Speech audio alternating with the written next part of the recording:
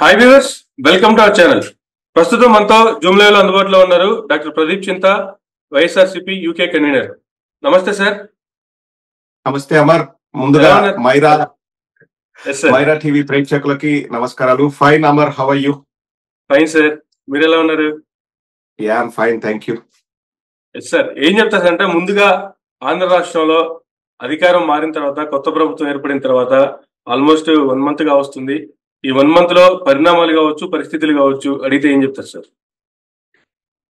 ముందుగా నేను election result రోజు కూడా నేను చెప్పాను, ఎన్నికల ఫలితాలని, ప్రజా తీర్పుని ఎవరైనా గౌరవించాల్సిందే. ఆ ప్రజా తీర్పు అన్నది ప్రజల అభిష్టం మేరకు జరిగింటే స్వాగతిస్తాం. కానీ అవకతవకలు లేకపోతే ట్యాంపరింగ్ అది ఇదని మనం చాలా వింటున్నాం.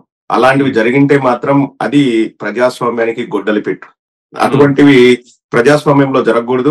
ఒకవేళ జరిగింటే చాలా దురదృష్టకరం. ఎంతో మంది నాయకులు వారి గొంతును వినిపించారు, వారి వాణిని వినిపించారు. నిన్నటికి నిన్న రేవంత్ రెడ్డి గారు కూడా చెప్తున్నారు, రిజర్వ్ లో ఒక 15% ఈవీఎంస్ ఉంటాయి, వాటిని ఏదైనా చేయొచ్చు, మనకి ఇష్టం వచ్చినట్లు మనం వాటిని ట్యాంపర్ చేయొచ్చు, లేకపోతే నెంబర్స్ మనం క్రియేట్ చేసుకోవచ్చు అని చెప్తున్నారు. సో ఆ డీటెయిల్స్ ఎలా చేస్తారని మనకు తెలియదు.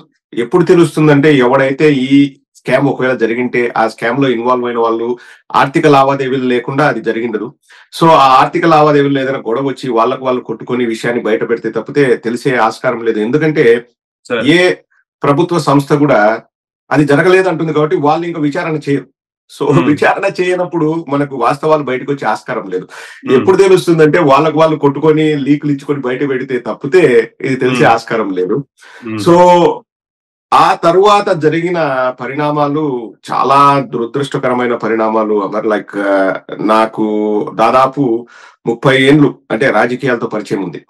మా గ్రామంలో మా ఫాదర్ వాళ్ళు రాజకీయాల్లో ఉన్నారు. మా తాత 15 ఏళ్ళు గ్రామ సర్పంచ్ గా పనిచేశారు. మా నేటివ్ కడప. ఇంకా మేము చిన్నప్పుడు అంటే అప్పట్లో ఫ్యాక్షన్స్ అనేది చాలా ఎక్కువ ఉండేది.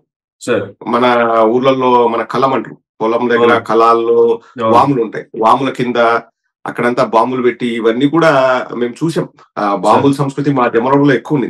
బాంబులు శివారెడ్డి అనేవారు, మేము శివారెడ్డి వర్గంలో ఉన్నాం. సో అప్పటి నుంచి నాకు రాజకీయాల పైన అవగాహన ఉంది. అప్పుడంతా ఫ్యాక్షన్ ఇది జరిగిన అంటే గెలిచిన తర్వాత ఈ దాడులు ఉండేవి కాదు. ఏదున్నా ఎలక్షన్స్ ముందు గొడవ పడే వాళ్ళు, ఎలక్షన్స్ అయిన తర్వాత మన గ్రామ అభివృద్ధి మనం ఎట్లా చేసుకోవాలి, ఎట్లా ముందుకెళ్ళాలి, ఈ ఆలోచనే ఉండేది తప్పితే ఇంత దారుణమైన ప్రతీకార చర్యలు అయితే ఉండేటివి కాదు. తెలుగుదేశం వాళ్ళకి అంటే ఇప్పుడు నాయకుడు ఏదైనా చెయ్యొద్దు అని చెప్తే కార్యకర్తలు ఫాలో అవుతారు, నాయకుడు చెయ్యండి అంటే అదే కార్యకర్తలు ఫాలో అవుతారు. జగన్మోహన్ రెడ్డి గారు 2019 తర్వాత ఎక్కడా పిలుపునివ్వలేదు వాళ్ళని కొట్టండి అని గాని, లేకపోతే రామారావు గారి విగ్రహాల్ని ధ్వంసం చేయండి అని గాని, ఆస్తుల నష్టం చేయండి అని కానీ జగన్మోహన్ రెడ్డి గారు ఏ రోజు కూడా పిలుపునివ్వలేదు. అందుకే 2019 తర్వాత ఇటువంటి సంఘటన మనం ఎక్కడా చూడలేదు. కానీ నేను ఎర్ర బుక్కు పెట్టుకుంటాను, నేను అది చేస్తాను ఇది చేస్తానని లోకేష్ గారు చెప్పడము, లోకేష్ గారు పిలుపునివ్వడంతో ఎవరికి వారు యథేచ్ఛగా ఇష్టం వచ్చినట్టు చట్టం మా చుట్టం మమ్మల్ని ఎవరూ అరెస్ట్ చేయలేరు, మాకు ఏమీ కాదు అని ఇష్టారీతిన మనం వందల్లో చూసాం. రాజశేఖర రెడ్డి గారి విగ్రహాల తలలు నరకడము, రాజశేఖర రెడ్డి గారి విగ్రహాలకు నిప్పు పెట్టడము, యాసిడ్ పోయడము, చేతులు నరకడము, మొత్తంగా విగ్రహాలనే కూల్చేయడము, వైఎస్ఆర్ అని ఎక్కడైనా పేరు కనిపిస్తే యూనివర్సిటీలో కానీ ఎక్కడైనా కానీ వాటన్నిటిని కొట్టేయడము. నూజివీడులో అయితే పట్ట పగలు ఒక వ్యక్తిని పరిగెత్తి లైక్ మన కత్తితో పొడిచి గాయపరిచి చంపడము, ఇటువంటి దాష్టికాల్ని మనం చూస్తున్నాం. పోనీ వైఎస్ఆర్ కాంగ్రెస్ పార్టీ కార్యకర్తల మీదనే జులుం చూపిస్తున్నారంటే కాదు, ఉద్యోగస్తుల పైన. అసలు అచ్చెన్నాయుడు గారు ఏమన్నారు, ఎవరైనా పసుపు బిల్లతో వస్తే మర్యాదగా కూర్చోబెట్టి కాఫీ ఇచ్చి వాడికి ఎటువంటి పనినా చేయాలన్నారు. నెక్స్ట్ డేనే అయ్యన్న పాత్రుడు రోడ్డు పైన అధికారులు నిలబెట్టి నీ అమ్మ మొగుడు పనులు చేస్తారా అని చెప్పేసి దారుణంగా దూషించాడు. రికార్డింగ్ అవుతుందని తెలిసి కూడా. మొన్నటికి మొన్న ఒక మంత్రి గారి భార్య, ఏం పెళ్లికి వచ్చినావా లేకపోతే పోలీసు ఉద్యోగం చేయడానికి వచ్చినావా, యూనిఫామ్ లేదు నీకు, ఎవరు డబ్బులు ఇచ్చేది, వైఎస్ఆర్ కాంగ్రెస్ పార్టీ వల్ల ప్రభుత్వం డబ్బులు ఇచ్చేది అని నిలదీసి కడిగేసింది రోడ్డు పైన. అండ్ కాదు, అన్నిటికంటే దారుణంగా టీచర్ల పైన మనం చూస్తున్నాం. టీచర్ అని అమ్మనా బూతులు తిడుతూ గ్రామ పెద్దలు, ఎస్ మేము చెప్పినట్టు మీరు వినాల్సిందే, ఇక్కడ బియ్యం పెట్టుకుంటాం స్కూల్లో అంటే, స్కూల్లో బియ్యం ఎట్లా సార్ అంటే, లేదు మేము పెడతాం, నీకు ఒళ్ళు బలిసింది, మాకు 164 వచ్చాయి, మేము చెప్పినట్టు మీరు వినాల్సింది. అందరినీ అండి, ఒక్కరిని కాదు, ఉద్యోగస్తుల్ని, వ్యాపారస్తుల్ని. ఇసుక దోపిడీ జరుగుతుంది, ఇసుక దోపిడీ అనేది దారుణంగా జరుగుతుంది. అతిసార వ్యాధితో వైద్య వ్యవస్థ అతలాకుతలం అవుతుంది, విద్యా వ్యవస్థ నాశనమైంది, అమ్మకు వందనం లేదు, నాన్నకు ఇంధనం మాత్రం ఉంది, అది కూడా నాణ్యమైన మందు అన్నారు. 150 రూపాయలు 50 రూపాయలు చేస్తామన్నారు, ఎక్కడా చేయలేదు. పవర్ స్టార్ అనే మందు తీసుకొచ్చారు, దానికి క్వార్టర్ 150 రూపాయలు, ఎక్కడ రేట్లు తగ్గలేదు, కరెంటు బిల్లులు పెరుగుతున్నాయి. అండ్ చెప్పిన వాటిలో ఇంతవరకు మిమ్మల్ని అడుగుతున్నాను అమర్, సూటి ప్రశ్న, మీరు మీడియాలో ఉంటారు కాబట్టి మీకు తెలుసు. గెలిచిన తర్వాత పవన్ కళ్యాణ్ గారు గాని చంద్రబాబు నాయుడు గారు గాని సూపర్ 6 అనే మాట ఎత్తారా? పథకాల అమలు వేరే విషయం, సూపర్ 6 అన్న మాట అన్నారా? అంటే నేను అసలు మీడియాలో ఉండను, నేను రాజకీయాల్లో ఉండను, వెళ్ళిపోతా. నెల రోజులు దాటింది, దాని ఎక్కడ మాట్లాడట్లేదు సార్. వాళ్ళు చేసేదంతా కూడా ప్రజలను భయభ్రాంతులకు గురి చేద్దాం, మరి ముఖ్యంగా వైఎస్ఆర్ కాంగ్రెస్ పార్టీ వాళ్ళని, అధికారుల్ని మా గుప్పెట్లో పెట్టుకుందాం, మనం ఇష్టం వచ్చినట్టు చేద్దాం. నిన్న కూడా ఏదో మీటింగ్ జరిగితే కడపలో మాధవి గారు ఎమ్మెల్యే, ఆవిడ రెడ్డప్ప గారు మాధవి గారు, ఎవరో కౌన్సిలర్ ఎవరో మాట్లాడుతుంటే లిసన్ టు మీ, నేను చెప్తే నువ్వు వినాలి, నువ్వు చెప్తే వినడానికి నేను రాలేదు ఇక్కడ. Whoever it is, there is procedure అండి, ఒక రెస్పెక్ట్ ఇవ్వాలి. చైర్మన్ వచ్చినప్పుడు నువ్వు నీ ఇంట్లో సోఫాలో కూర్చొని నువ్వేమి పిన్ని లేకపోతే మొగల్ రేకులు సీరియల్ చూసుకుంటా నువ్వు వాళ్ళని తిట్టట్లేదు. ఉంటారు కదా ఏదైనా లేడీస్ టీవీలో చూసి రియాక్ట్, ఆ చైర్కి నువ్వు గౌరవం ఇవ్వాలి. నీ యాటిట్యూడ్ ఉండొచ్చు, నీకు పొగరు ఉండొచ్చు, it doesn't matter, but you have to give respect to the chair. ఒక చైర్ లో కూర్చున్నప్పుడు నువ్వు ఆ చైర్ కి కుందాతనం తీసుకొచ్చేలాగా మాట్లాడాలి. నా ఇష్టం వచ్చినట్టు నా ఇంట్లో కూర్చొని నా భర్తను తిట్టినట్టు, మా అత్తను తిట్టినట్టు, లేకపోతే ఇంకొకరిని తిట్టినట్టు నేను తిడతా అంటే రాజకీయాలేం మీ ఇంటి ఇదేంటి ఆస్థానం ఏం కాదు ఇది. సో ఇదంతా వాళ్ళ పొగరును తెలియజేస్తుంది. అండ్ ఇక్కడ బాధాకరమైన విషయం ఏంటంటే, నేను ఎప్పుడు ఒకటే నమ్ముతాను అమర్, లైక్ ఇప్పుడు మనం కసబ్ అనే వ్యక్తిని చూసాం, నవంబర్ లో ముంబైలో జరిగిన దాడులు. ఆ దాడుల్లో అతను వచ్చాడు, చాలా మంది వచ్చారు, చనిపోయారు, వాడు ఒక్కడు దొరికాడు. వాడిని ఒక 3 ఏళ్ళు 4 ఏళ్ళు జైల్లో పెట్టి తర్వాత గురి తీశారు. తప్పు కసబ్ దిగా, కసబ్ కు ట్రైనింగ్ ఇచ్చే వాళ్ళంతా 50-60 ఏళ్ళోళ్ళు అక్కడ పాకిస్తాన్ లో కూర్చొని వాళ్ళు ఎప్పుడు గన్ను పట్టుకుని రారు. రోడ్ల మీదకి పంపించేది ఇటువంటి అమాయకుల్ని, పిల్లగాలను పంపించి మీరు పోయి చంపండిరా, మీకు దేవుడు మీకు అది ఇస్తాడు ఇది ఇస్తాడు అని చెప్పేసి మాయమాటలు చెప్పి ఈ అభం శుభం తెలియని పిల్లగాళ్ళని ఉసిగొల్పి ప్రేరేపించి వాళ్ళ చేత ఇటువంటి పనులు చేయిస్తాం. నాకు తెలిసి కసబ్ దొరికాడు కాబట్టి వాడెంత 20 ఏళ్ళు ఉంటాయి కసబ్ కప్పు దొరికినప్పుడు. మిగతా వచ్చిన వాళ్ళంతా కూడా 20, 25, 25 ఏళ్ళ లోపల ఉంటారు. ఇప్పుడు ఇక్కడ గొడవలు జరిగేటన్ని కూడా మీరు చూస్తే అంత యంగ్స్టర్స్ వీళ్ళే, వీళ్ళ చేత చేయించేది ఎవరు? వాళ్ళు అక్కడ కూర్చొని తండ్రి కొడుకులు ఇద్దరు చేయిస్తున్నారు. సో వాళ్ళు చేయొద్దు అంటే వీళ్ళు చేయరు, తప్పు వీళ్ళది కాదు. అక్కడ కట్టడి చేసే సిస్టమ్ లేకపోవడం వల్ల ఇవన్నీ జరుగుతున్నాయి. సునకానందం పొందుతూ వాళ్ళు ఎంత దారుణాలకు చూస్తున్నారో ఈ నెల రోజుల్లో జరిగిండేది ఇదే. క్లుప్తంగా మళ్ళీ చాలా జరిగాయి, నేను క్లుప్తంగా చెప్తున్నా. అయితే ఇటు తెలంగాణ సీఎం రేవంత్ రెడ్డి గారు కావచ్చు, అటు ఆంధ్రప్రదేశ్ సీఎం చంద్రబాబు నాయుడు గారు కావచ్చు, ఇద్దరు కూడా ఢిల్లీ పర్యటన ముగిసింది. మొన్న ఢిల్లీలో ఉదయం చంద్రబాబు నాయుడు గారు ప్రధానమంత్రి గెలిస్తే మధ్యాహ్నం రేవంత్ రెడ్డి గారు ప్రధానమంత్రి గారు గెలిచారు. నిన్న స్టార్టింగ్ లో మీరు అన్నట్లుగా ఈవీఎంల మీద రేవంత్ రెడ్డి గారు ఒక కామెంట్ చేశారు. ఈ రోజు చూస్తే హైదరాబాద్ లో ప్రజాభవన్ లో చంద్రబాబు నాయుడు గారు, రేవంత్ రెడ్డి గారు 2 రాష్ట్రాల సీఎంలు భేటీ అంటున్నారు. ఏపీలో 500 కిలోమీటర్ల దూరం తెలంగాణకు కావాలంట. అప్పట్లో మచిలీపట్నంలో బోర్డు కేసీఆర్ కి రాసిస్తున్నారంటూ మంత్రి లోకేష్ గారు అన్నారు. ఇప్పుడేమో ఇలా అంటున్నారు. ఏంటి లోగుత్తు అంటే ఏం చెప్తారు సార్? ఇక్కడ నేను కూడా ట్విట్టర్ లో రేవంత్ రెడ్డి గారు పెట్టిన ట్వీట్ చూశాను. మేమిద్దరం పర్సనల్ గా కలుస్తున్నామని పెట్టారు. పర్సనల్ గా అనే మాట వాడారు. దానికి ఒక ఇంగ్లీష్ పదం ఉంటది, టీట్ అనేది ఏదో ఉంటది పదం. సో అంత పర్సనల్ గా కలవాల్సిన అవసరం ఏముంది? రెండవది, హైదరాబాద్ లో ఎక్కడ చూసినా పసుపుమయం అయింది. ఫ్లైఓవర్ల దగ్గర చంద్రబాబు నాయుడు ఫోటోస్, ఆ జెండాలు అవి ఇవి పెట్టేసి. అండ్ ఎవరు కలిసినా ఒకటే అమర్, లైక్ రాష్ట్ర ప్రయోజనాలను తాకట్టు పెట్టకుండా, సొంత ప్రయోజనాల గురించి ఆలోచించకుండా రాష్ట్రానికి మంచి చేస్తే ఎవరైనా అప్రిషియేట్ చేస్తారు. కానీ వాళ్ళిద్దరు కలవడానికి నేను ఎక్కడో చదివాను, అందులో అవన్నీ ఊహాగానాలు ఉంటాయి. సోషల్ మీడియాలో 55 మంది ఎమ్మెల్యేల మద్దతు ఉంది, రేవంత్ రెడ్డి బీజేపీలోకి వెళ్ళిపోతాడు అనేది ఒక మాట అన్నారు. మరి నిన్న రేవంత్ రెడ్డి వచ్చేసి ఈవీఎం గురించి ఎందుకు అన్నాడు అంటే దాని ఉద్దేశం ఏంటో మనకు తెలియదు. అండ్ ఇప్పుడు ఎంత మంది కలిసి ఏం చేసినా గానీ అల్టిమేట్ గా రాజకీయాలు అన్నవి ప్రజలకు మంచి చేయడానికి ఉపయోగపడాలి, కానీ మేమిద్దరం బలవంతులం అవుతాం. ఈ చంద్రబాబు నాయుడు దురదృష్టవశాత్తు, మన రాష్ట్ర ప్రజల దురదృష్టం ఏంటంటే ఏదైనా బయటికి చెప్పేది ఒకటి, లోపల చేసేది ఇంకోటి ఉంటుంది. సార్. అండ్ ఆయన ప్రతిదీ నా కొడుకు బాగుండాలి, నా సైన్యం బాగుండాలి, నా ఈటీవీ బాగుండాలి, ఏబిఎన్ బాగుండాలి, టీవీ5 బాగుండాలి, లేకపోతే ఆంధ్రజ్యోతి పత్రిక బాగుండాలి, ఇలా ఆలోచించే చేస్తాడు. అశ్విని దత్ బాగుండాలి, రాఘవేంద్రరావు బాగుండాలని. అది అంటే ఫస్ట్ నుంచి అది ఒక వాళ్ళ కార్యకర్తలు అయితే అది ప్లస్ అంటారు, ఎందుకంటే మా కార్యకర్తల్ని కాపాడుకుంటున్నారు అది ఇది అని చెప్పేసి. కానీ ప్రజలకు వచ్చే లోపల ఆచితూచి ఇది ఏదైనా ప్రజలకు చేస్తే మాకు మంచి జరుగుతుందా లేదా 1కి 10 సార్లు ఆలోచన చేస్తాడు. అంటే ప్రజలకు మంచి జరుగుతుందా కాదు, దానివల్ల మాకు మంచి జరుగుతుందా లేదని. సో చూద్దాం. అంటే ఇంకోట్లేండి, రాజకీయాల్ని మనం ఎలా చూడాలంటే లోపల క్లోజ్ డోర్స్ మధ్యలో మాట్లాడుకున్నది ఒక 5% బయటకు వస్తుంది. అది కూడా చెప్పాలి, తప్పదు కాదు, అంటే తప్పదు కాబట్టి వాళ్ళు చెప్తారు బయటకు వచ్చి, మీడియాతో కానీ లేకపోతే వాళ్ళ కార్యకర్తలతో కానీ వాళ్ళ నాయకులతో కానీ. 95% వాళ్ళు లోపల మాట్లాడుకునేవి ఎప్పుడు బయటికి రావు. ఇంకా ఇప్పుడు గురువు శిష్యులే ఇద్దరు ఓటుకునేటు కేసులో ఇద్దరు అడ్డంగా దొరికిన వాళ్ళే, ఏమన్నా దాన్ని కేసు మాఫీలు చేసుకుందామని మాట్లాడుకున్నారేమో మనకు తెలియదు. అది కానీ ఈ భేటీ తర్వాత విభజన హామీలు కావచ్చు నెరవేరే అవకాశాలు ఉన్నాయంటారా? ఏపీకి రావాల్సిన వాటా ఏపీకి వచ్చే అవకాశం ఉందంటారా? ఇప్పుడు సమస్య ఏంటంటే రేవంత్ రెడ్డి అన్న వ్యక్తి ఒక ప్రాంతీయ పార్టీ అధ్యక్షుడు కాదు. అన్ని నా చేతుల్లో ఉన్నాయి, నేను ఆర్డర్స్ ఇస్తాను అని చెప్పేసి. ఇప్పుడు రేవంత్ రెడ్డికి ఉన్న ఇబ్బంది ఏంటంటే విభజన హామీల్లో లేకపోతే మనకు ఆంధ్రప్రదేశ్ రాష్ట్రానికి రావాల్సిన డబ్బులు గాని ఆస్తులు గాని అవన్నీ రేవంత్ రెడ్డి ఇదిగో తీసుకుని నా జేబులో ఉందని ఇచ్చేంత సీన్ అయితే లేదు. ఇప్పుడు ఎందుకంటే కాంగ్రెస్ పార్టీ ఎట్లుంటుందంటే కాంగ్రెస్ పార్టీలో ప్రతి ఒక్కడు కూడా నేనే ముఖ్యమంత్రి అభ్యర్థి అని ఫీల్ అయ్యే టైపు కాంగ్రెస్ పార్టీ. సో పైన కూర్చున్నవాడు ముఖ్యమంత్రి స్థానంలో ఉన్నవాడి వీక్నెస్లు ఏంటి అవన్నీ కూడా వీళ్ళంతా ఎప్పటికప్పుడు బేరీజ్ వేస్తుంటారు. ఎందుకంటే కాంగ్రెస్ లో నువ్వు ముఖ్యమంత్రి కావచ్చు, నేను ముఖ్యమంత్రి కావచ్చు, ఎవరైనా ముఖ్యమంత్రి కావచ్చు. సో అందరికీ ఆశ ఉంటుంది.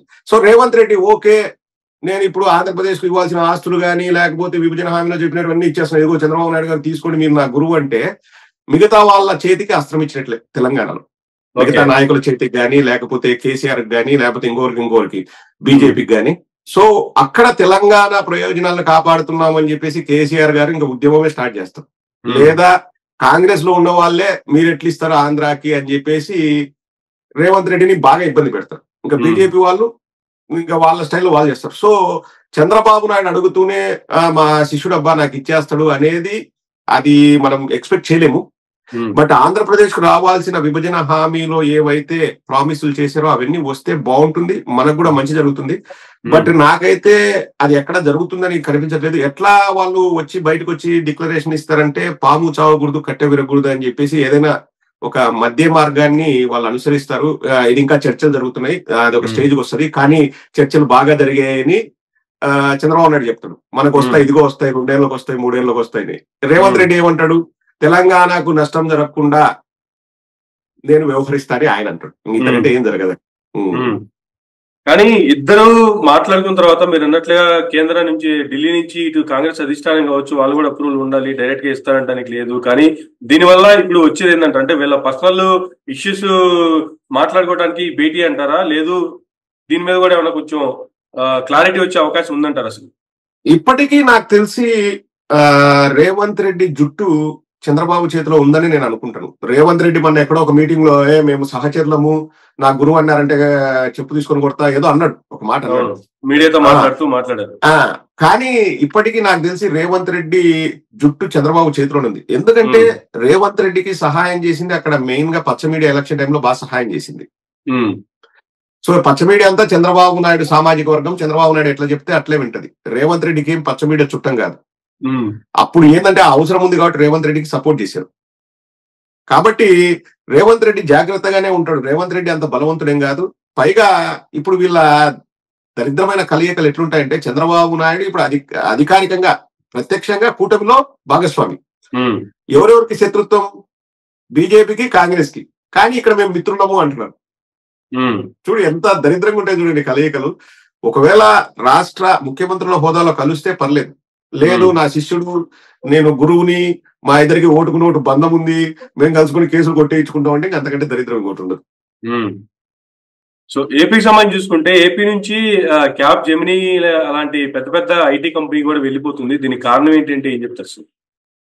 ఇప్పుడు క్లియర్ గా మనం చూస్తే ఎవరికైనా కానీ ఒక కంపెనీ పెట్టాలంటే 3-4 ప్రధానమైన ఇప్పుడు నేనే ఒక కంపెనీ పెట్టాలని ఇండియాకి వచ్చేసి నేను చూసుకునేది ఏంటంటే ఒకటి ట్రాన్స్పోర్టేషన్ అండ్ కమ్యూనికేషన్, ప్లేస్ ఎక్కడైనా పెడితే నాకు అనువుగా ఉండాలి. రెండోది లోకల్ ఫెసిలిటీస్. అక్కడ మనకు కావాల్సినటువంటి, అంటే ఇప్పుడు నా ఎంప్లాయీస్ వస్తారు, ఎవరైనా రిక్రూట్ చేసుకుంటుంటే ఆ ఎంప్లాయీ ఎందుకు వస్తాడు అక్కడికి, వాడికి కావాల్సిన మంచి ఫెసిలిటీస్ ఉన్నాయా, అండ్ పిల్లలకు చదువు మెయిన్, హాస్పిటల్స్ ఇవన్నీ ఉన్నాయా అది కూడా చూస్తారు. And as a company main గా వాళ్ళు చూసేది ఏంటంటే శాంతి భద్రతలు. ఇది పీస్ఫుల్ ప్లేసా, మనకి ఏ తలకాయ నొప్పి ఉండదా, పొలిటికల్ ప్రెషర్స్ ఉండవా అనేవి కూడా చూసుకుంటారు. ఇవన్నీ మనం భరోసా ఇస్తే వాళ్ళు వచ్చి పెడతారు. ఇప్పుడు చూడండి, ఇప్పుడు మన ఈ ఐటీ హబ్లు ఉన్నాయి, పూణే గాని, గురుగావ్ గాని, లేకపోతే హైదరాబాద్ గాని, చెన్నై, బెంగళూరు, కొచ్చి ఇట్లా ఉన్నాయి కదా. అక్కడ ఏంటంటే వాళ్ళకి ఆల్రెడీ అక్కడ నెట్వర్కింగ్ బాగుంటుంది, కమ్యూనికేషన్స్ బాగుంటాయి, లేకపోతే ట్రాన్స్పోర్టేషన్ బాగుంటుంది, పిల్లలకి ఆల్రెడీ అక్కడ ఎస్టాబ్లిష్ అయిన కంపెనీలు ఉన్నాయి కాబట్టి అవన్నీ ఉంటాయి. మన రాష్ట్రంలో ఇప్పుడిప్పుడే మనము, అంటే గత 5 ఏళ్లలో వైజాగ్ ని చాలా డెవలప్ చేసింది. ఇన్ఫోసిస్ వచ్చింది అండ్ చాలా కంపెనీలు వస్తున్నాయి. ఆర్బీఐ వాళ్ళు కూడా ఆఫీస్ పెట్టారని చెప్పేసి మనం విన్నాం. జగన్మోహన్ రెడ్డి గారి హయాంలోనే అది స్టార్ట్ అయింది. సో ఇట్లా చాలా కంపెనీస్ మనకు వైజాగ్ వచ్చాయి. మనం వైజాగ్ ని ఒక ఆర్థిక రాజధానిగా, ఒక మన పరిపాలన రాజధానిగా మనం ప్రమోట్ చేయడానికి బాగా ట్రై చేసాం వైఎస్ఆర్సీపీ గవర్నమెంట్ లో. శాంతి భద్రతలు కూడా బాగున్నాయి. సో వాళ్ళు వస్తామని చెప్పేసి మే 31 కూడా మనకు ఆర్టికల్ వచ్చింది న్యూస్ పేపర్ లో, వాళ్ళు వస్తున్నారు అని. ఈ గొడవలు ఇవన్నీ చూసిన తర్వాత ఇట్లా నరుక్కోవడాలు, చంపుకోవడాలు, పైగా దరిద్రం ఏంటంటే ఇప్పుడు సోషల్ మీడియాలో వాళ్ళ కంపెనీలకు సంబంధించిన సిఇఓలు అందరూ ఉంటారు. ఏ కంపెనీకి అయినా, ఏ కంపెనీకైనా ట్విట్టర్ అకౌంట్ ఉంటుంది, లేకపోతే ఫేస్బుక్ లో, ఎక్కడ ఫేస్బుక్ అంటే ట్విట్టర్ లో ఉంటుంది. వాళ్ళ సిఇఓలకు, మేనేజర్లకి, ఆఫీసర్లకి, వాళ్ళకి వీళ్ళకి. ఇప్పుడు తెలుగుదేశం వాళ్ళు ఏం చేశారంటే ఎవరినైనా కొడితే, రోడ్డు మీద వెంబడించి కత్తితో పొడిస్తే సునకానందం పొందుతూ వాళ్ళ మెయిన్ టీడీపీ అకౌంట్ నుంచి, లేకపోతే మెయిన్ లీడర్ల అకౌంట్ నుంచి, చూసారా మేము ప్రతీకారం తీర్చుకుంటున్నాం, మేము రాజశేఖర రెడ్డి గారి విగ్రహాన్ని కూలుస్తున్నాం, రాజశేఖర రెడ్డి గారి విగ్రహాన్ని కాల్చుతున్నాం, యాసిడ్ పోస్తున్నాం అని సునకానందం పొందుతూ వాటిని వైరల్ చేసి ఇప్పుడు ఎందుకు మరి నాకే ఎంతో మంది, నేను ఏదైనా ఒక పోస్ట్ పెట్టినా, మెసేజ్ పెట్టినా కింద థ్రెటనింగ్ మెసేజ్లు వస్తాయి. నువ్వు ఇండియాకి రారా, నీ ఎంత చూస్తాం, నీ కథలు చూస్తాం అంటే. నాకు అర్థం కాదు ఏంటంటే ఇప్పుడు అధికారం మారిపోతానే ఇదంతా మారిపోద్దా? సో ఈ భయానక వాతావరణం సృష్టించి ఇప్పుడు ఒక్కటి నేషనల్ మీడియా కూడా కోడే కూసింది. రోడ్ల మీద కత్తులతో పొడుస్తుంటే దాన్ని నేషనల్ మీడియా కూడా చెప్పింది, వైఎస్ఆర్ కాంగ్రెస్ పార్టీ బిల్డింగ్లను కూల్చడము, ఆస్తులను ధ్వంసం చేయడము, ఎక్కడికక్కడ చంపడము, నరకడము, ఇవన్నీ చూసి ఎవరైనా కానీ ఏమనుకుంటారు, వద్దు ఇక్కడ శాంతి భద్రతల పరిస్థితి బాగలేదు, మన ఎంప్లాయీ సేఫ్ గా. ఇప్పుడు ఒక సింపుల్ ఎగ్జాంపుల్ అబ్బా, ఇప్పుడు ఉన్న పరిస్థితి చెప్తాను నేను. ఏదైనా ఇన్ఫోసిస్ లో గానీ, క్యాప్జెమినీలో గానీ అందరికీ అభిప్రాయాలు ఉంటాయి. నీకు ఒక సినిమా యాక్టర్ అంటే ఇష్టం, నాకు ఒక సినిమా యాక్టర్ అంటే ఇష్టం, నీకు ఒక క్రికెటర్ అంటే ఇష్టం, నాకు ఒక క్రికెటర్ అంటే, వాళ్ళు డిస్కషన్ కూడా చేస్తారు. అలాగే నీకు ఒక రాజకీయ పార్టీ అంటే నీకు ఇష్టం ఉండొచ్చు, నాకు ఒక రాజకీయ పార్టీ అంటే నాకు ఇష్టం ఉండొచ్చు. ఇప్పుడు వైఎస్ఆర్ కాంగ్రెస్ పార్టీకి సపోర్ట్ చేస్తా అంటేనే వాడి కోసం ఆఫీస్ లో నుంచి బయటికి ఫోన్లు వెళ్తాయి. బయట ఒక 10 మంది వెయిట్ చేస్తుంటారు తెలుగుదేశం వాళ్ళు. ఏం రా నువ్వు వైఎస్ఆర్సీపీకి సపోర్ట్ చేస్తున్నావు అంట, నీ కథ ఇది అది అని బయటకు వస్తేనే వాడిని కొట్టడము, చంపడము, ఏదో ఒకటి చేస్తారు. ఎవరు రెస్పాన్సిబిలిటీ దానికి తీసుకోవాలి? కంపెనీ తీసుకోవాలి. ఇప్పుడు క్యాప్జెమినీ కానీ ఇంకొకటి కానీ ఏం ఆలోచిస్తాడు, నాకు ఎందుకురా బాబు, వాళ్ళు వ్యాపారాలు చేసుకునేది వాళ్ళ లాభాలు పొందడానికి, అలాగే వాళ్ళ ఎంప్లాయీస్ సేఫ్ గా ఉండాలని వాళ్ళు ఆలోచిస్తారు. ఇట్లా బయటకు వచ్చేసి నియంతృత్వ పాలన జరుగుతుంటే వాళ్ళు కూడా ఏమంటారు, వద్దులేరా నాయన, ఏదైనా సేఫ్ గా ఉన్న చోటుకి వెళ్దాం, ఎందుకు ఈ రచ్చ, ఎందుకు ఈ గొడవలు, ఎందుకు మనం ఎందుకు పోయి మన ఎంప్లాయీస్ ని బలిపశువులు చేయాలి అక్కడ, వద్దు అని చెప్పేసి వాళ్ళ కంపెనీలు వెళ్ళిపోతున్నాయి. ఎక్కడ సేఫ్టీ అని. నిన్న నేను ఒక వీడియో చూశాను, వేంపల్లి దగ్గర రోడ్డు పక్కన వెహికల్స్ అని వెళ్తున్నాయి. అజయ్ కుమార్ రెడ్డి అనే అతన్ని వైఎస్ఆర్ కాంగ్రెస్ పార్టీ అక్కడ ఉన్న నాయకుడిని లోకల్ గా బ్యాట్లతో, రాడ్లతో, కర్రలతో, రాళ్లతో కొడుతున్నారు, పొలాల్లో వేసి కొడుతున్నారు. అది రికార్డింగ్ కూడా చేస్తున్నారు. అంటే వెహికల్స్ అన్ని వెళ్తున్నాయి. అంత దారుణంగా ఉంది పరిస్థితి ఆంధ్రప్రదేశ్ లో. సో ఏ కంపెనీ అయినా ఎందుకు వస్తుంది అంటే, ఇక్కడ దారుణం ఏంటంటే వాళ్ళు ఎక్కడ ఖండించట్లేదండి. ఇప్పుడు నాయకులు కూడా ఇటువంటివి చేయొద్దు అని చెప్పి, కనీసం పవన్ కళ్యాణ్ ఇట్లాంటివి ఏదో చేయొద్దని పిలుపురాయనిచ్చారు మన ఎక్కడో మీటింగ్ పెట్టుకొని. తెలుగుదేశం వాళ్ళు ఎక్కడ ఖండించట్లేదు. వాళ్ళు గొప్పగా చెప్పుకుంటున్నారు, మేము కొడుతున్నాం వైఎస్ఆర్ కాంగ్రెస్ పార్టీ వాళ్ళని, మాకు ప్రజలు అధికారం ఇచ్చింది దీనికోసమే, కక్ష తీర్చుకోవడానికి, మేము ఇట్లా చేయడానికి అని చెప్పేసి వాళ్ళు ఎంజాయ్ చేస్తున్నారు దాన్ని. అంటే సోషల్ మీడియాలో విపరీతంగా పబ్లిసిటీ చేసుకుంటున్నారు. చూసారా, మేము ఈరోజు వీడిని కొట్టాం, రేపు వాడిని కొట్టాం. వైస్ ఛాన్సలర్స్ కి దిక్కు లేదబ్బా. వైస్ ఛాన్సలర్స్ కార్ ని ఎస్కే యూనివర్సిటీలో బైక్ తో గుద్ది వైస్ ఛాన్సలర్ డ్రైవర్ ని కొట్టి వైస్ ఛాన్సలర్ ని కొట్టినంత పని చేశారు. విద్యా వ్యవస్థల్లోకి దారుణాతి దారుణంగా రౌడీయిజం రాజకీయం ఎంటర్ అవుతుంది. ఎంతటి దారుణమైన పరిస్థితి ఇది. ఇవన్నీ చూసిన తర్వాత నువ్వైనా నేనైనా కంపెనీ పెట్టాలా ఏం అవసరం? ఇప్పుడు ఎవడైనా కంపెనీ ఎందుకు పెడతాడబ్బా? వాడికి లాభాలు రావాలా? సింపుల్. వ్యాపారం చేసేది లాభం కోసం. నాకు ఆ లాభం మీద వేరే చోట తెచ్చుకుంటే ఈడికి వచ్చి దరిద్రమంతా ఎందుకు అని చెప్పేసి క్యాప్ జెమిని వెళ్ళిపోయింది. అది ఓపెన్ సీక్రెట్. అయితే గ్రామ స్థాయిలో రెడ్ బుక్ చివరకు చిత్తూరు జిల్లాలో జనానికి నీళ్ళిచ్చే వాటర్ ట్యాంకులు కూడా కూల్చుతున్నారు. రేపు 17 మెడికల్ కాలేజీలను కూల్చేస్తారేమో అనే భయం ప్రజల్లో ఉంది. దీన్ని ఎలా చూడాలంటారు? ఏదైనా జరగచ్చు అమ్మ. ఇప్పుడు వాటర్ ట్యాంకులు కూల్చేశారు అండ్ వైఎస్ఆర్ కాంగ్రెస్ పార్టీ ఆఫీసులు కూల్చారు. విద్యా వ్యవస్థ నాశనం అవుతుందన్న దానికి కొన్ని సంఘటనలే ఉదాహరణలు, మచ్చుతునకలు. ఇక్కడ అనంతపురం డిస్టిక్ లో నాకు కరెక్ట్ పేర్లు తెలియదు, 6వ తరగతి పిల్లల్ని వాళ్ళ తల్లిదండ్రులు వైఎస్ఆర్సీపీకి సపోర్ట్ చేశారని ప్రధానోపాధ్యాయుడి దగ్గరికి వచ్చేసి టీసీ ఇచ్చి పంపించండి అని చెప్పేసి బెదిరిస్తున్నారట వైఎస్ఆర్ కాంగ్రెస్ పార్టీ పిల్లల్ని. ఇది ఇంతకుముందు ఎప్పుడైనా మనం విన్నామా? అసలు ఇటువంటి సంఘటన మనం విన్నామా? ఒక మధ్యాహ్న భోజనం పెట్టే ఒక మహిళ, పెద్ద ఆవిడ, 23 ఏళ్ల నుంచి ఆ జాబ్ చేస్తుందంట. 23 ఏళ్ల నుంచి అంటే ఇప్పుడు 2001-2లోనో ఎప్పుడో మొదలు పెట్టింటది. అప్పుడు చంద్రబాబు నాయుడు ముఖ్యమంత్రి, తర్వాత రాజశేఖర రెడ్డి గారు ముఖ్యమంత్రి, రోషయ్య గారు ముఖ్యమంత్రి, కిరణ్ కుమార్ రెడ్డి గారు ముఖ్యమంత్రి, మళ్ళీ చంద్రబాబు నాయుడు గారు ముఖ్యమంత్రి, జగన్మోహన్ రెడ్డి గారు ముఖ్యమంత్రి. 6 మంది ముఖ్యమంత్రులను చూసింది ఆవిడ. ఎప్పుడు లేనిది ఇప్పుడు వచ్చేసి నువ్వు మానేసే పని చేయొద్దు అంటే ఆమె పురుగుల మందు దాగి ఆత్మహత్య యత్నం చేసుకుంది. ఎంత దారుణంగా అంటే ఇప్పుడు గుళ్ళు బళ్ళు అన్న తేడా లేకుండా ఎక్కడికైనా వెళ్ళి మేము రౌడీజం చేస్తాం, వాటర్ ట్యాంకులు కూలగొడతాం. ఇప్పుడు వాటర్ ట్యాంకులు అంటే నాకు గుర్తొస్తుంది, మొత్తం వాటర్ ట్యాంకులని పసుపుమయం చేస్తున్నారు ఎక్కడికక్కడ. ఇంతకుముందు పెయింట్లు వేస్తే ఏమో అన్నోళ్ళు, ఇప్పుడు అసలు వాళ్ళ చెప్పాలంటే రాష్ట్రంలో ఇంత భయానక వాతావరణం, ప్రజలు కూడా చాలా బాధపడుతున్నారు, మదన పడుతున్నారు. లైక్ ఇప్పుడు నేను చెప్పినటువన్నీ కూడా జరిగినట్టువే. మనం ఏదో మన ఇష్టారైతున నోటికి వచ్చినట్టు వాగినట్టు కాదు. ప్రతి ఒక్కటి ఆధారాలతో. ఇప్పుడు ఎవరైనా ఆత్మహత్య యత్నం చేసుకున్నారంటే టైం పాస్ కింద చేసుకోరు కదా, మనోవేదన గురయ్యే చేసుకుంటారు. ఇప్పుడు కూలుస్తున్నారు, కూల్చేదని టైం పాస్ కూల్చరు కదా. ఒకటి మన ఇంటి పైన ట్యాంక్ కడితే మనం కూల్చొచ్చు, అంటే ఎవడో వచ్చి మా ఇంటి పైన ట్యాంక్ కట్టని. పబ్లిక్ ట్యాంక్ ని, ప్రభుత్వ ఆస్తిని ప్రొక్లైనర్లతో కూల్చడం అన్నంత దౌర్భాగ్యపు పని ఎక్కడ చూడలేదు. ఇలా కూల్చాలంటే మనం చెప్పుకోలేదు. దాదాపు 15,000 బిల్డింగ్లు కట్టారు జగన్మోహన్ రెడ్డి గారు. ఆర్బీకే సెంటర్లు, రైతు భరోసా కేంద్రాలు, హెల్త్ క్లినిక్లు, సచివాలయాలు, నాడు నేడు కింద స్కూల్ డెవలప్మెంట్, 15 మెడికల్ కాలేజీలు, పోర్టులు, ఫిషింగ్ హార్బర్లు, ఇవన్నీ ప్రభుత్వ ఆస్తులే. వాటన్నిటి కూడా కొలుస్తారేమో మరి, ఎందుకంటే మాకు వద్దని. ఇప్పుడు వ్యవస్థల్ని నిర్వీర్యం చేస్తున్నారు. జగన్మోహన్ రెడ్డి గారు ఏదైతే సిస్టమ్ ఒక గాడిలో పెట్టారో వాటిని మొత్తం అతలాకుతలం చేస్తున్నారు. ఇప్పుడు వాలంటీర్లు 10,000 ఇస్తామని ఇట్లా అన్నారు చంద్రబాబు నాయుడు. ఇట్లా తీసుకోవాలి. ఇప్పుడు అది గాల్లో కలిసినట్లేండి దాని అర్థం.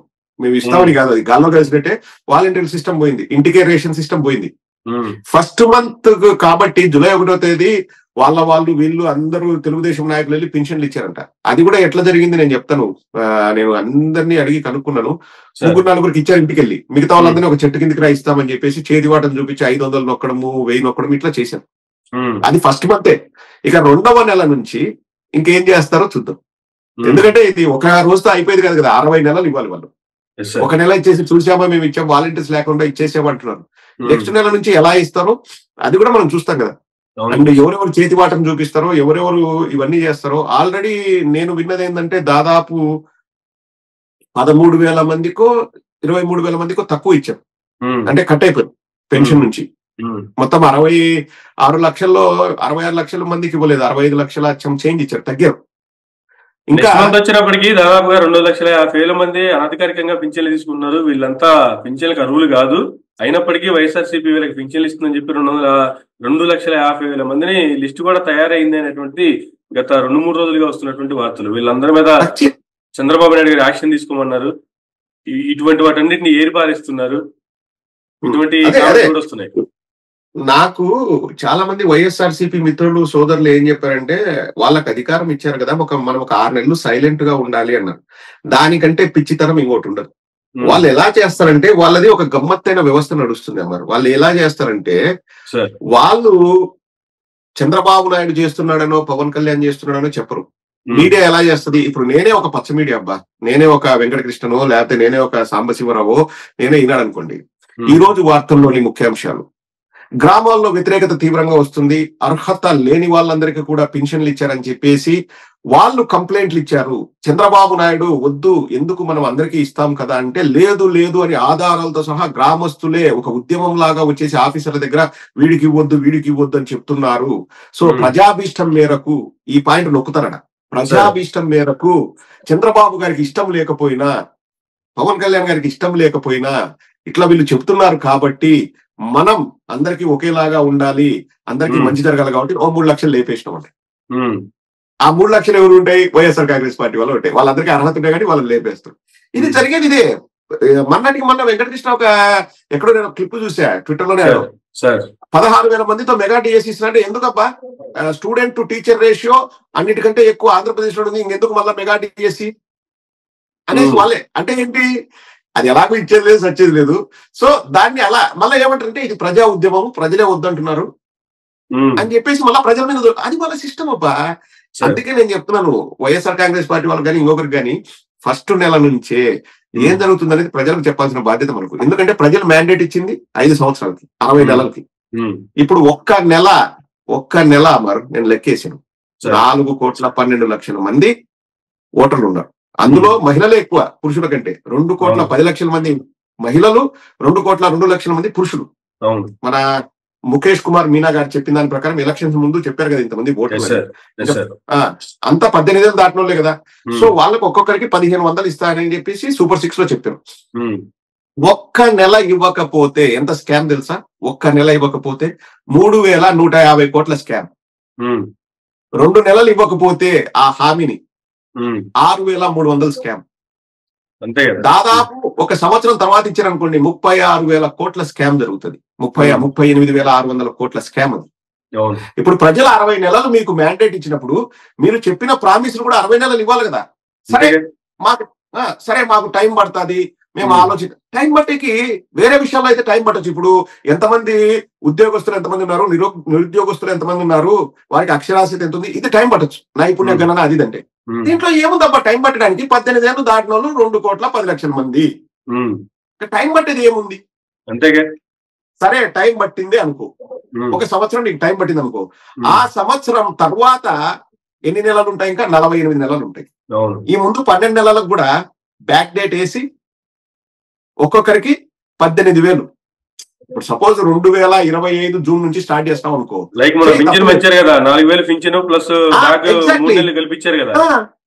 అట్లా ఇస్తారా ఇవ్వరా? ఇవ్వలేదంటే వాళ్ళు ఇచ్చిన హామీని మోసం చేసేట్టు. అవునా కాదు?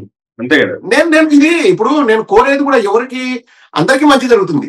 ఇప్పుడే వైఎస్ఆర్ కాంగ్రెస్ పార్టీ మహిళలకి ఇవ్వనట్లేదు, తెలుగుదేశం మహిళలకు వస్తుంది, వాళ్ళకి మంచి జరుగుతుంది కదా. జేఎస్పీ మహిళలకు వస్తుంది, వాళ్ళకు మంచి జరుగుతుంది కదా. సో ఒక్క నెల ఇవ్వకపోతే 3,150 కోట్ల స్కామ్. గ్యాస్ సిలిండర్ ఎక్కడ? గ్యాస్ సిలిండర్ అమ్మకు వందనం ఎక్కడ? ఖరీఫ్ సీజన్ స్టార్ట్ అయింది, జూన్ లో ఖరీఫ్ సీజన్ స్టార్ట్ అయింది, అందరూ పొలం పనులు చేస్తారు. ఎక్కడ రైతు భరోసా 20,000 ఎక్కడ? ఇప్పుడు నిరుద్యోగుల్ని నువ్వు గణన చేయొచ్చు, నైపుణ్య గణన అదిదని. నిరుద్యోగులకు ఇస్తాన్న 3,000 ఎక్కడ? షాదీ పెళ్లి చేసుకుంటే షాదీ తోఫా పెళ్లి అది అన్నారు కదా, ₹1,00,000 ఎక్కడ? ఇవన్నీ అమలు చేయాలంటే సింపుల్, నేను ఒకటి చెప్తున్నాను చూడండి, ఇవన్నీ అమలు చేయాలంటే నెలకే నీకు అంటే ఆ Super 6 కే ఒక్కొక్క నెలకి దాదాపు 20,000 కోట్లు అవసరం అవుతుంది. సంవత్సరానికి 2,40,000 కోట్లు. మన మొత్తం బడ్జెట్ ఎంత? అంటే మన బడ్జెట్ లో మళ్ళా ఏంది 70 నుంచి 80% మెయింటెనెన్స్ లకి, అంటే ఉద్యోగస్తులకి జీతాలకు, లేకపోతే హాస్పిటల్ మెయింటెనెన్స్ లకి, అన్ని అడ్మినిస్ట్రేషన్ కి మనకు 70 నుంచి 80% మన సరిపోతుంది బడ్జెట్ లో. ఆ ఉండే 20% లో మనము సంక్షేమానికి కానీ అభివృద్ధికి కానీ మనము డివైడ్ చేసుకుంటూ మనం చేయాలా. కానీ చంద్రబాబు నాయుడు చెప్పిన హామీలు సంవత్సరానికి 2,40,000 కోట్లు, 2,50,000 కోట్లు కేవలం సంక్షేమానికే అవుతుంది. భారతదేశ మొత్తాన్ని ఆర్థిక ఇది సంక్షేమానికి పెట్టే డబ్బులు తీసుకొచ్చి ఆంధ్రప్రదేశ్ లో పెట్టే అది జరగదు, ఇంపాసిబుల్. కాబట్టి ఒకవేళ జరిగింది తూతూ మంత్రంగా జరిగిందని చెప్పాలంటే ఏం చేస్తారు? 66 లక్షల పెన్షన్లు కాస్త 6 లక్షల పెన్షన్లు అవుతాయి. 18 ఏళ్ళు దాటిన తర్వాత 2,10,00,000 ఉన్నారంటే లేదు 18 ఏళ్ళు దాటిన తర్వాత ఉన్నది ఓన్లీ 5 లక్షల మంది అంటారు. అమ్మకు వందనం అంటారు కదా, మేము అందరికి ఇస్తామని చెప్పినాము, కానీ తెల్ల రేషన్ కార్డు, లేకపోతే దారిద్ర్య దిగులు ఉన్న వాళ్ళు, లేకపోతే గవర్నమెంట్ స్కూల్కి పోయే వాళ్ళు, లేకపోతే 15 ఏళ్ళు దాటిన వాళ్ళు ఇట్లా అన్నిటికీ ఇఫ్స్ అండ్ బట్స్ వస్తాయి. ఇప్పుడు ఏదైనా టర్మ్స్ అండ్ కండిషన్స్ అని ఏదైనా క్రెడిట్ కార్డు కొంటే కింద 3 చుక్కలు పెట్టి ఒక 10 పేజీలు ఉంటుంది చూడండి టర్మ్స్ అండ్ కండిషన్స్, ఆ టైప్ లో వస్తాయి. కానీ ఎలక్షన్ ముందు తెలుగుదేశం వాళ్ళు ఇట్లా అన్నారే తప్పితే చంద్రబాబు నాయుడు దీంట్లో టర్మ్స్ అండ్ కండిషన్స్ ఉంటాయని చెప్పలేదు. అది ఇంప్లిమెంట్ కాదు, ఇంపాసిబుల్.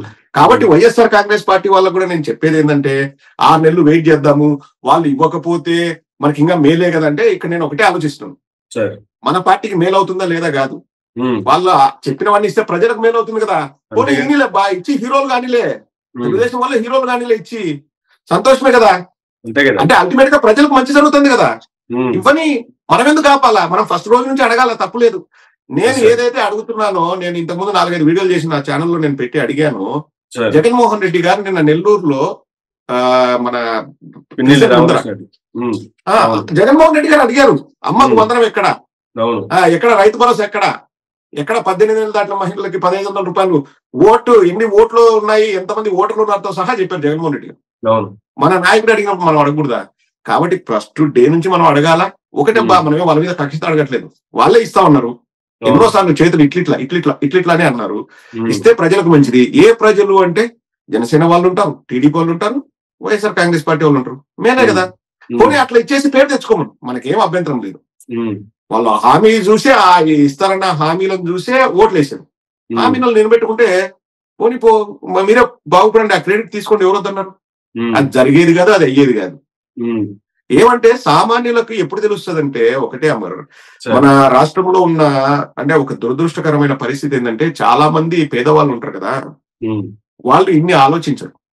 నాకు ఈ పూట గడుస్తుందా గడవట్లేదా అని ఆలోచించే వాళ్ళు చాలా మంది ఉన్నారు. సో వాళ్ళకు రాష్ట్రం అట్టబోతుంది తేలేడు, నాకు ఎందుకే, నాకు 4000 ఇస్తాను పెన్షన్ చాలు, నాకు 3 సిలిండర్లు ఇస్తారు, నాకు ఉపయోగపడుతుంది, నాకు లేకపోతే 18,000 ప్రతి మహిళ కన్నారు, నాకు అది మేలు. ఎక్కడి నుంచి? కాబట్టి ఎప్పుడు ప్రజల్లో ఆగ్రహము వ్యతిరేకత వస్తుందంటే ఎప్పుడైతే ఇవి ఇంప్లిమెంట్ చెయ్యరో వాళ్ళు ఆశ పెట్టుకుంటారు సామాన్యులు. అప్పుడు ప్రజల నుంచి ఆగ్రహం వస్తుంది. ఎందుకు? ఫస్ట్ మంతే పెన్షన్ లో ఎన్ని అవకతవకలు జరిగినాయో ప్రజలందరూ కూడా మాట్లాడుకుంటున్నారు.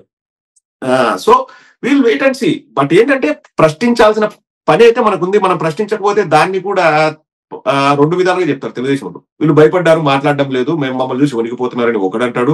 రెండో వాడేమో వీళ్ళకు కూడా అర్థమైపోయింది చంద్రబాబు నాయుడు మంచోడని, అందుకని ప్రతిపక్షం వాళ్ళు ఏం మాట్లాడలేదని అట్ట కూడా స్టార్ట్ చేస్తారు. మళ్ళీ ఆ మ్యూజిక్ కూడా స్టార్ట్ అవుతుంది.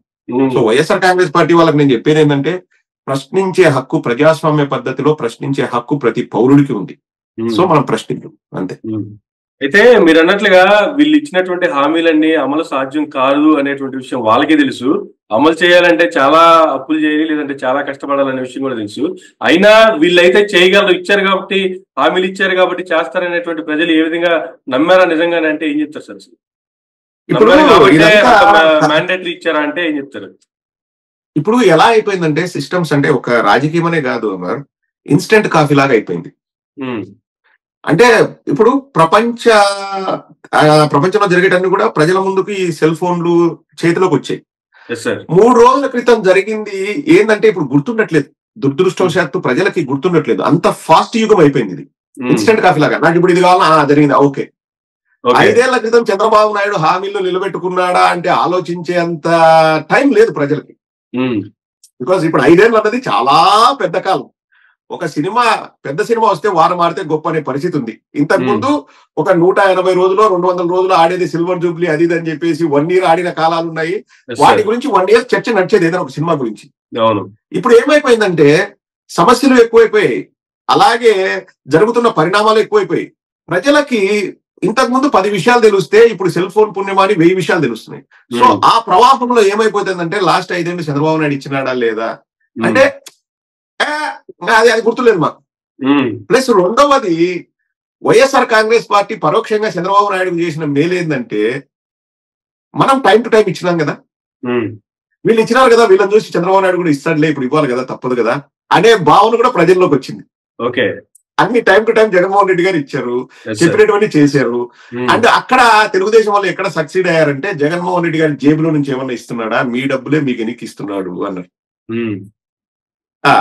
సో జనాలు ఏమనుకున్నారు, ఇప్పుడు జగన్మోహన్ రెడ్డి గారు ఇచ్చారు కదా, నేను మొన్న ఎలక్షన్ అయిపోయిన తర్వాత విజయవాడ నుంచి మా ఇంటికి వెళ్తున్నాం, మా ఊరికి. సార్ ఐ థింక్ కావలి అనుకుంటా. కావలి దగ్గర ఈ సమ్మర్ సీజన్ లో అందరూ టెంట్లు వేసుకొని మామిడికాయలు అమ్ముతారు, మామిడి పళ్ళు. వరుసగా ఒక 15-20 స్టాల్స్ ఉంటాయి. నేను ఒక స్టాల్ దగ్గర ఆపి ఒక ఆవిడ వచ్చేసి బంగినపల్లి మామిడి పళ్ళు అది ఇదని తీసుకున్నాము. అడిగాను, ఎవరికి ఓటేసావమ్మా అంటే, నేను చంద్రబాబు నాయుడుకి వేసాను సార్ అనింది.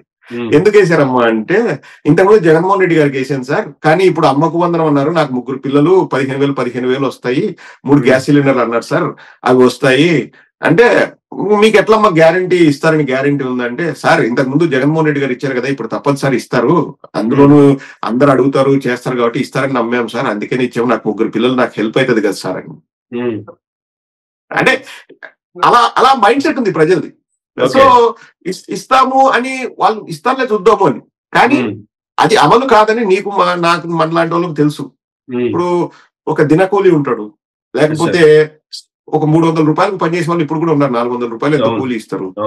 వాళ్ళకు ఇంత ఆర్థిక ఇన్ఫర్మేషన్ అవసరం లే, ఫైనాన్షియల్ ఇన్ఫర్మేషన్ వాళ్ళకి అవసరం లే, ఎక్కడి నుంచి అప్పు తెస్తున్నారో అవసరం లే, నాకు ఇస్తారా లేదా. మనిషి ఆశాజీవి, అందులోనూ అది నాకు ఉపయోగపడుతుంది. ఇప్పుడు వాళ్ళు ఇచ్చే 15,000 నాకు పెద్ద అమౌంట్ కాదు అనుకున్నవాడికి అది పెద్ద అమౌంట్ కాదు, కానీ ఆ 15,000 చాలా పెద్ద అమౌంట్ అనుకునే వాళ్ళు ఇంకా చాలా మంది ఉన్నారు మన రాష్ట్రంలో. సో వాళ్ళంతా ఇన్ఫ్లుయెన్స్ అయ్యారు. ఇంకా వాళ్ళకి చంద్రబాబు నాయుడు చేస్తాడా లేదా తెలీదు, చేయకపోతే మాత్రం వ్యతిరేకత 10 అవుద్ది. అది జరగబోయింది.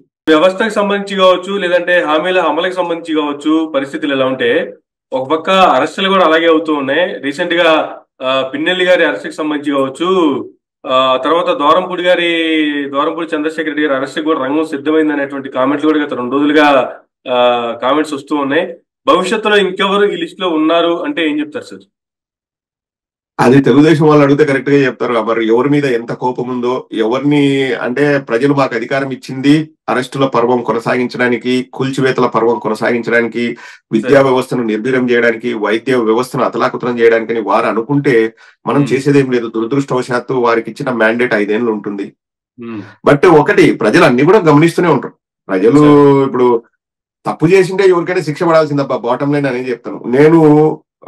పిన్నెల్లి గారు అరెస్ట్ అయినప్పుడు ఇప్పుడు జనాల్ని ఎంత ఏమారుస్తారో చూస్తేనే ఆశ్చర్యం వేస్తుంది. అమర్, అంటే మనం కూడా, అంటే మేము వైఎస్ఆర్ కాంగ్రెస్ పార్టీ వాళ్ళము ప్రజలకు ఏదైనా విషయాలు చేరవేయడంలో ఎంత వీక్ గా ఉన్నామన్నది, ఇప్పుడు నేను సోషల్ మీడియాలో ఉంటాను, నాకు చాలా ఇన్ఫర్మేషన్ వస్తుంటుంది. పిన్నెల్లి గారి అరెస్ట్ చేస్తే నేను ఈవీఎం పగలగొట్టిన దానికే అరెస్ట్ చేశారు అనుకుని నేను కూడా మెసేజ్ పెట్టాను. తప్పు ఎవరు చేసినా తప్పే. ఇప్పుడు పిన్నెల్లి గారు ఈవీఎం పగలగొట్టడం తప్పు, ఓకే, ఆ విషయంలో అరెస్ట్ చేశారంటే ఇంకా దాంట్లో ఖండించాల్సిందేం లేదు. కానీ దాని నేపథ్యం కూడా మనం చూడాలి కదా. ఎందుకు మనం రిగ్గింగ్ చేసుకుంటే, వైఎస్ఆర్ కాంగ్రెస్ పార్టీ రిగ్గింగ్ చేసుకుంటే పోయి పగలగొట్టలేదు కదా. అక్కడ పోలీసు వాళ్ళు అందరికీ చెప్పారు, ఫోన్లు చేశారు, ఎస్పీలకు ఫోన్ చేశారు, డిఐజీలకు ఫోన్ చేశారు, ఎవరు రెస్పాండ్ కాలేదు. ఆ బూత్ లో కేవలం ఒక హోమ్ గార్డ్ ని పెట్టారంట. అంటే సీసీటీవీ ఫుటేజ్ ఉంటే, సీసీటీవీ ఫుటేజ్ అన్నది ఆ 10 గంటలో 12 గంటలో ఎలక్షన్ జరిగిన టైంలో ప్రతి సెకండ్ రికార్డ్ అయింటుంది. ఓన్లీ పిన్నెల్లి గారు లోపలికి వచ్చి బయటకు వచ్చే ఆ 2 నిమిషాలు ఎట్లా బయటకు వచ్చింది? అది కూడా 1 వీక్ తర్వాత లోకేష్ గారి ట్విట్టర్ ద్వారానే బయటకి ఎలా వచ్చింది. అండ్ ఎక్కడా కూడా ఆ 2 నిమిషాల వీడియోలో కూడా పిన్నెల్లి రామకృష్ణారెడ్డి గారు ఎవరిని చేయి చేసుకోలేదు. ఇంకా వాళ్ళ తెలుగుదేశం వ్యక్తే పరిగెట్టుకుంటూ వచ్చాడు. తర్వాత అతనికి ఏదో నువ్వు చాలా తెగో చూపించావని చెప్పి చంద్రబాబు నాయుడు ఫోన్ కూడా చేసి మాట్లాడాడని మనం సోషల్ మీడియాలో చూసాం. ఆ పంచ కట్టుకుని వచ్చిన అతన్ని ఎక్కడ మన పిన్నెల్లి రామకృష్ణారెడ్డి గారు అంటే మా పార్టీ నాయకుడు ఎక్కడ ఎవరి మీద చేయి చేసుకుంది కూడా లేదు ఆ వీడియోలో. అది కూడా నేను కూడా ఏమనుకున్నాను, ఆ కేసు మీద అరెస్ట్ చేశారు అనుకున్నాను. కానీ జగన్మోహన్ రెడ్డి గారు వచ్చిన తర్వాత, అంటే ప్రెస్ మీట్ పెట్టిన తర్వాత మనకు తెలిసింది ఈవీఎం దానిపైన బెయిల్ వచ్చింది. కానీ 13వ తేదీ ఒక హత్యాయత్నం, 14వ తేదీ ఒక హత్యాయత్నం అని చెప్పేసి 10 రోజుల తర్వాత 23వ తేదీ హత్యాయత్నం కేసు పెట్టారంట ఎస్ఐ గారు. 17 నుంచి 20 తేదీ మధ్యలో ఎలక్షన్ కమిషన్ ఒక సిట్ ను పంపిస్తే స్పెషల్ ఇన్వెస్టిగేషన్ టీం వాళ్ళు గ్రామాలకు వెళ్లి ప్రతి ప్లేస్ కి వెళ్ళి ఎక్కడైతే హింసాత్మకమైన సంఘటనలు జరిగాయో వాటన్నిటిని చూసి రిపోర్ట్ తీసుకొని పంపిస్తే అక్కడ ఆ రిపోర్ట్ కూడా ఎక్కడ హత్యాయత్నం జరిగింది అనేది ఎవరూ చెప్పలేదు. వాళ్లకు ఎక్కడ సమాచారం లేదు, అసలు ఎవరి మీద హత్యాయత్నం జరగలేదు. కానీ అనుకోకుండా 23వ తేదీ పెట్టారంట. సరే, అది ఆ డీటెయిల్స్ అని పోలీసులు చెప్తారు, మనకు సంబంధం లేదు. సాక్షాత్తు హోంమంత్రి గారిని అడిగితే ఏమన్నారంటే, అప్పుడు వాళ్ళ ప్రభుత్వం ఉంది కాబట్టి పెట్టలేదు, మా ప్రభుత్వం వచ్చిన తర్వాత మేము పెట్టాము అనేది. అది కూడా డైరెక్ట్ గా అట్లేదు, ఎవరో పక్కన ప్రాంప్టింగ్ చేస్తున్నాడు, మగ గొంతు ప్రాంప్టింగ్ చేస్తే అవనింది. అంటే ఎంత సిల్లీగా వ్యవహారాలు నడుపుతున్నారు చూడండి. సాక్షాత్తు హోంమంత్రి గారు 13వ తేదీ మన ప్రభుత్వం ఉంది, ఓకే. ఎలక్షన్ కమిషన్ నోటిఫికేషన్ ఇచ్చిన తర్వాత అన్ని వ్యవస్థలు అందరూ బ్యూరోక్రాట్స్ అందరూ కూడా ఎలక్షన్ కమిషన్ పరిధిలో పనిచేస్తారు. ఐఏఎస్లు కానీ, ఐపీఎస్లు కానీ, పోలీస్ ఆఫీసర్లు కానీ, ఎంఆర్ఓలు, డిఆర్ఓ వీళ్ళంతా ఎలక్షన్ కమిషన్ పరిధి కిందకి వస్తారు. మన పరిపాలన నామకే వాస్తే మన పేరు ఉంటది కానీ అంతా ఎలక్షన్ కమిషన్ పరిధిలో ఉంటది. అంటే 23వ తేదీ వాళ్ళ ప్రభుత్వం ఎక్కడొచ్చింది అంటే అప్పటికే వాళ్ళు ఫిక్స్ అయిపోయినారా ఈవీఎం ట్యాంపరింగ్ జరిగినా ఇంక ఎలాగో గెలిచేది మేమే అని. ఎలా వాళ్ళ ప్రభుత్వం అంటే ఇప్పుడు ఒకటి దీన్ని బట్టి తెలియజేస్తుందండి, మనము కక్ష తీర్చుకుందాం, మనకు అవకాశం ఉందా చేద్దాం, తర్వాత సంగతి తర్వాత. సాక్షాత్తు హోంమంత్రి గారు అట్లా మాట్లాడడం నాకైతే చాలా షాకింగ్ గా హాస్యాస్పదంగా అనిపించింది. ఇప్పుడు ఎవరో మీరు నేను మాట్లాడితే సరే మాట్లాడొచ్చని, ఒక హోంమంత్రి పొజిషన్ లో ఉన్నప్పుడు అన్ని విషయాలు కూలంకుషంగా వాళ్ళతో అధికారులతో గాని అక్కడ ఉన్న వాళ్ళతో డిస్కస్ చేసి, పోనీ కొందరు మీడియా షై పర్సన్స్ ఉంటారు, అంటే మీడియాకి మనం మాట్లాడలేము, బిడియము, సిగ్గు అది ఇదంటే వేరే వాళ్ళకి చెప్పండి, మాట్లాడే వాళ్ళకి చెప్పండి. అది కూడా లేదు, ఎందుకంటే ఇంతకుముందు స్పోక్స్ పర్సన్ గా ఉన్నారు, బాగా బయటకు వచ్చి మాట్లాడేవాళ్ళు. ఎవరు వంగల్పూడి అనిత గారు సింపుల్ గా అక్కడ వాళ్ళ ప్రభుత్వం ఉంది, వాళ్ళు అరెస్ట్ చేయలేదు, మా ప్రభుత్వం వచ్చింది మేము అరెస్ట్ చేసేవాళ్ళు. అంటే దాన్ని బట్టే దొంగతనం అనేది తెలుస్తుంది. అమర్ రేపు ద్వారంపూడి చంద్రశేఖర్ రెడ్డి గారిని అరెస్ట్ చేసినా, ఇంకొకరిని అరెస్ట్ చేసినా ఒకవేళ వాళ్ళు తప్పు చేసింటే అరెస్ట్ చేయొచ్చు. ప్రజాస్వామ్యంలో తప్పు చేయడానికి మనం అవకాశం ఇవ్వకూడదు, కానీ కక్ష తీర్చుకోవడానికి అన్నట్లు ఉంటే మాత్రం అది ప్రజాస్వామ్యానికి ప్రమాదకరం. అయితే తల్లికి వందనానికి 15,000 అని కావచ్చు, రైతు భరోసాకి 20,000 రూపాయలు అని కావచ్చు, బస్సు ఫ్రీ, 18,000 నిన్న ప్రతి మహిళకు 15,000, గ్యాస్ ఫ్రీ, అసలు అమలు చేయరనే ప్రచారం కూడా జరుగుతుంది. ఇందుకు మాట్లాడుకున్నట్లుగా ఇందులో వాస్తవం ఉందంటారా సార్? ఇక్కడ అవకాశం ఉందంటారా? పోనీ అదే నేను చెప్తున్నాను కదా, అమలు చేయరు కాదు, కరెక్ట్ పదం ఏంటంటే అమలు చేయలేరు.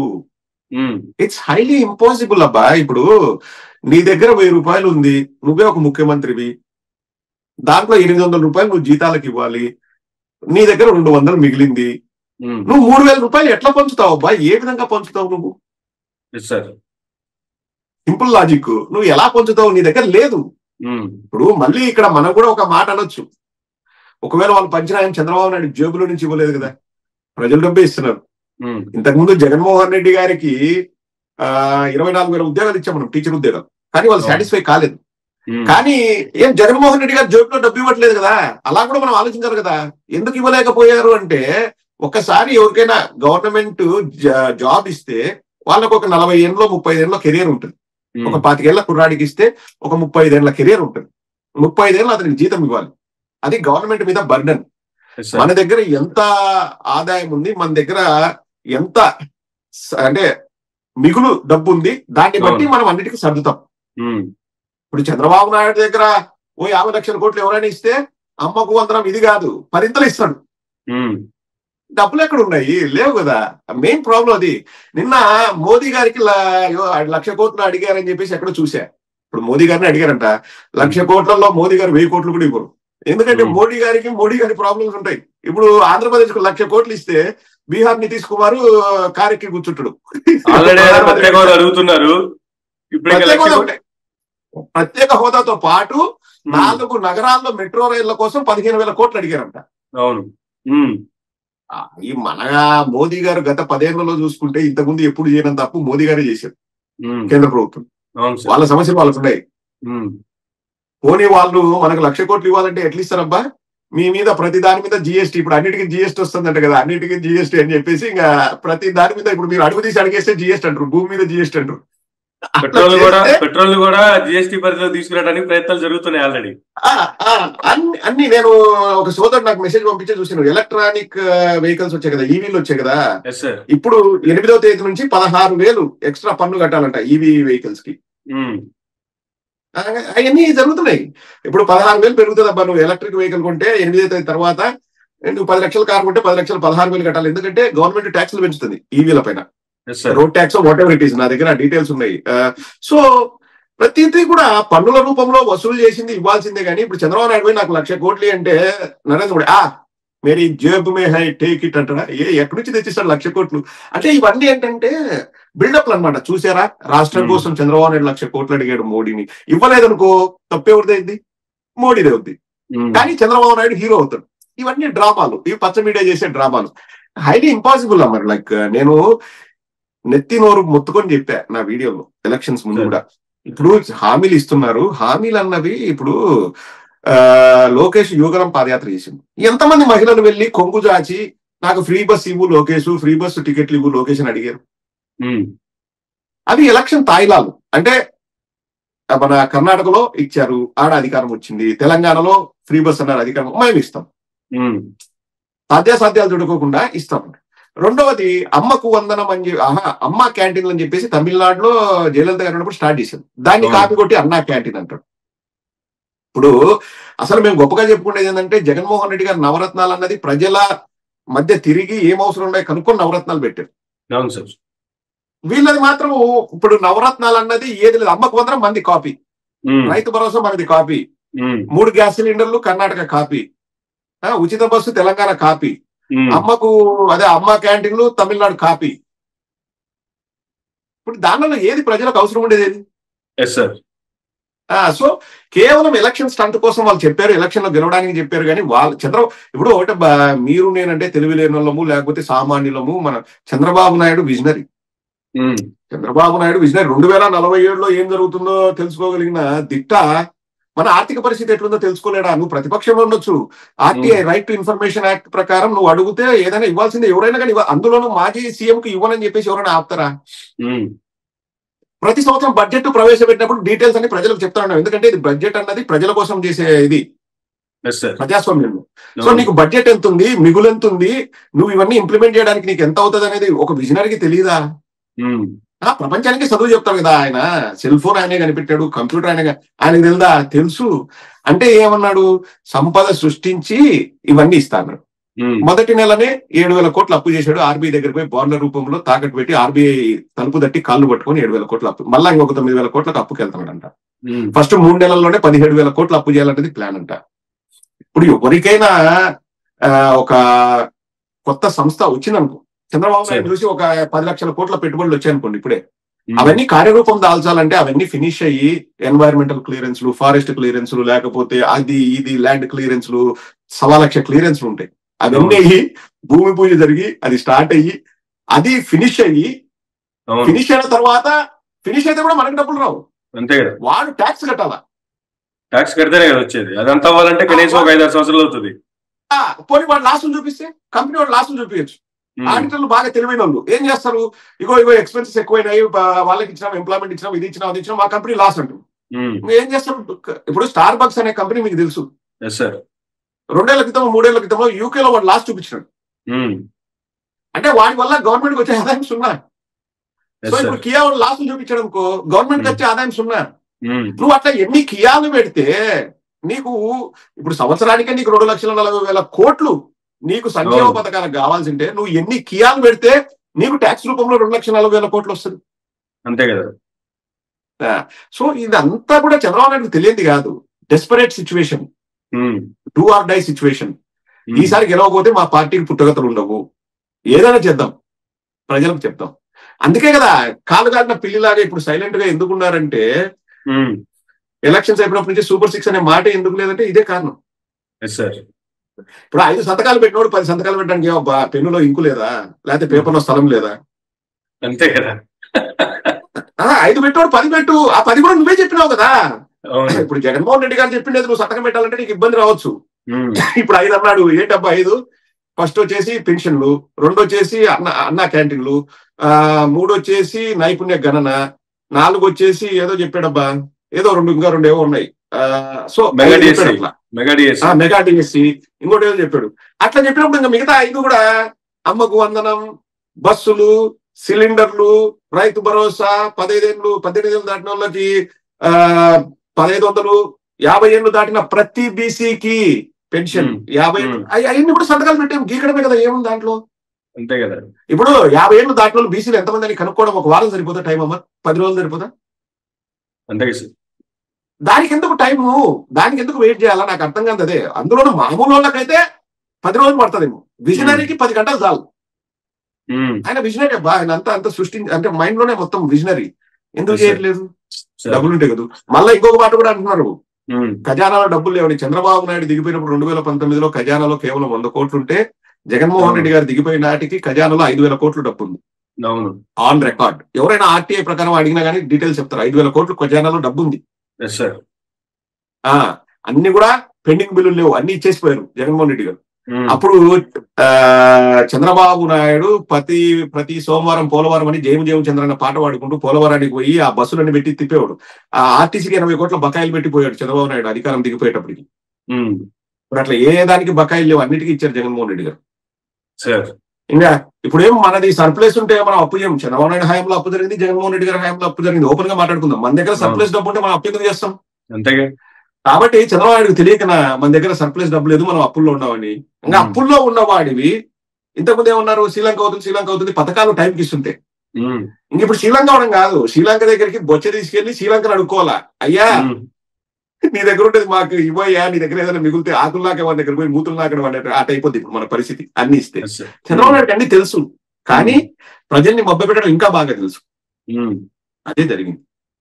అయితే అధికారమే పరమావధిగా ఏ రకంగా సరే అధికారంలోకి రావాలని చెప్పి కూటమి ఫామ్ అయ్యి మరలా బీజేపీతోనూ జనసేనతోనూ పొత్తుగా ముందుకెళ్లి అధికారంలోకి వచ్చారు.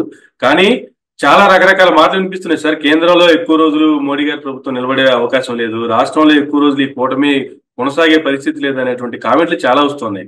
దానికి నిదర్శనం కూడా రీసెంట్ గా జరుగుతున్నటువంటి కొన్ని పనులు.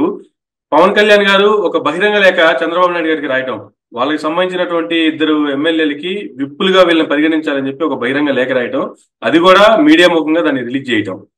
లేదు అన్నా క్యాంటీన్లు అనేటువంటి పెడుతున్నారు, అన్నా క్యాంటీన్లకి ఆపోజిట్ గా జనసేనకి సంబంధించి కావచ్చు, వీళ్ళు డొక్కా సీతమ్మ గారి క్యాంటీన్లు అని చెప్పి వీళ్ళు కొన్ని క్యాంటీన్లు ఓపెన్ చేయటం.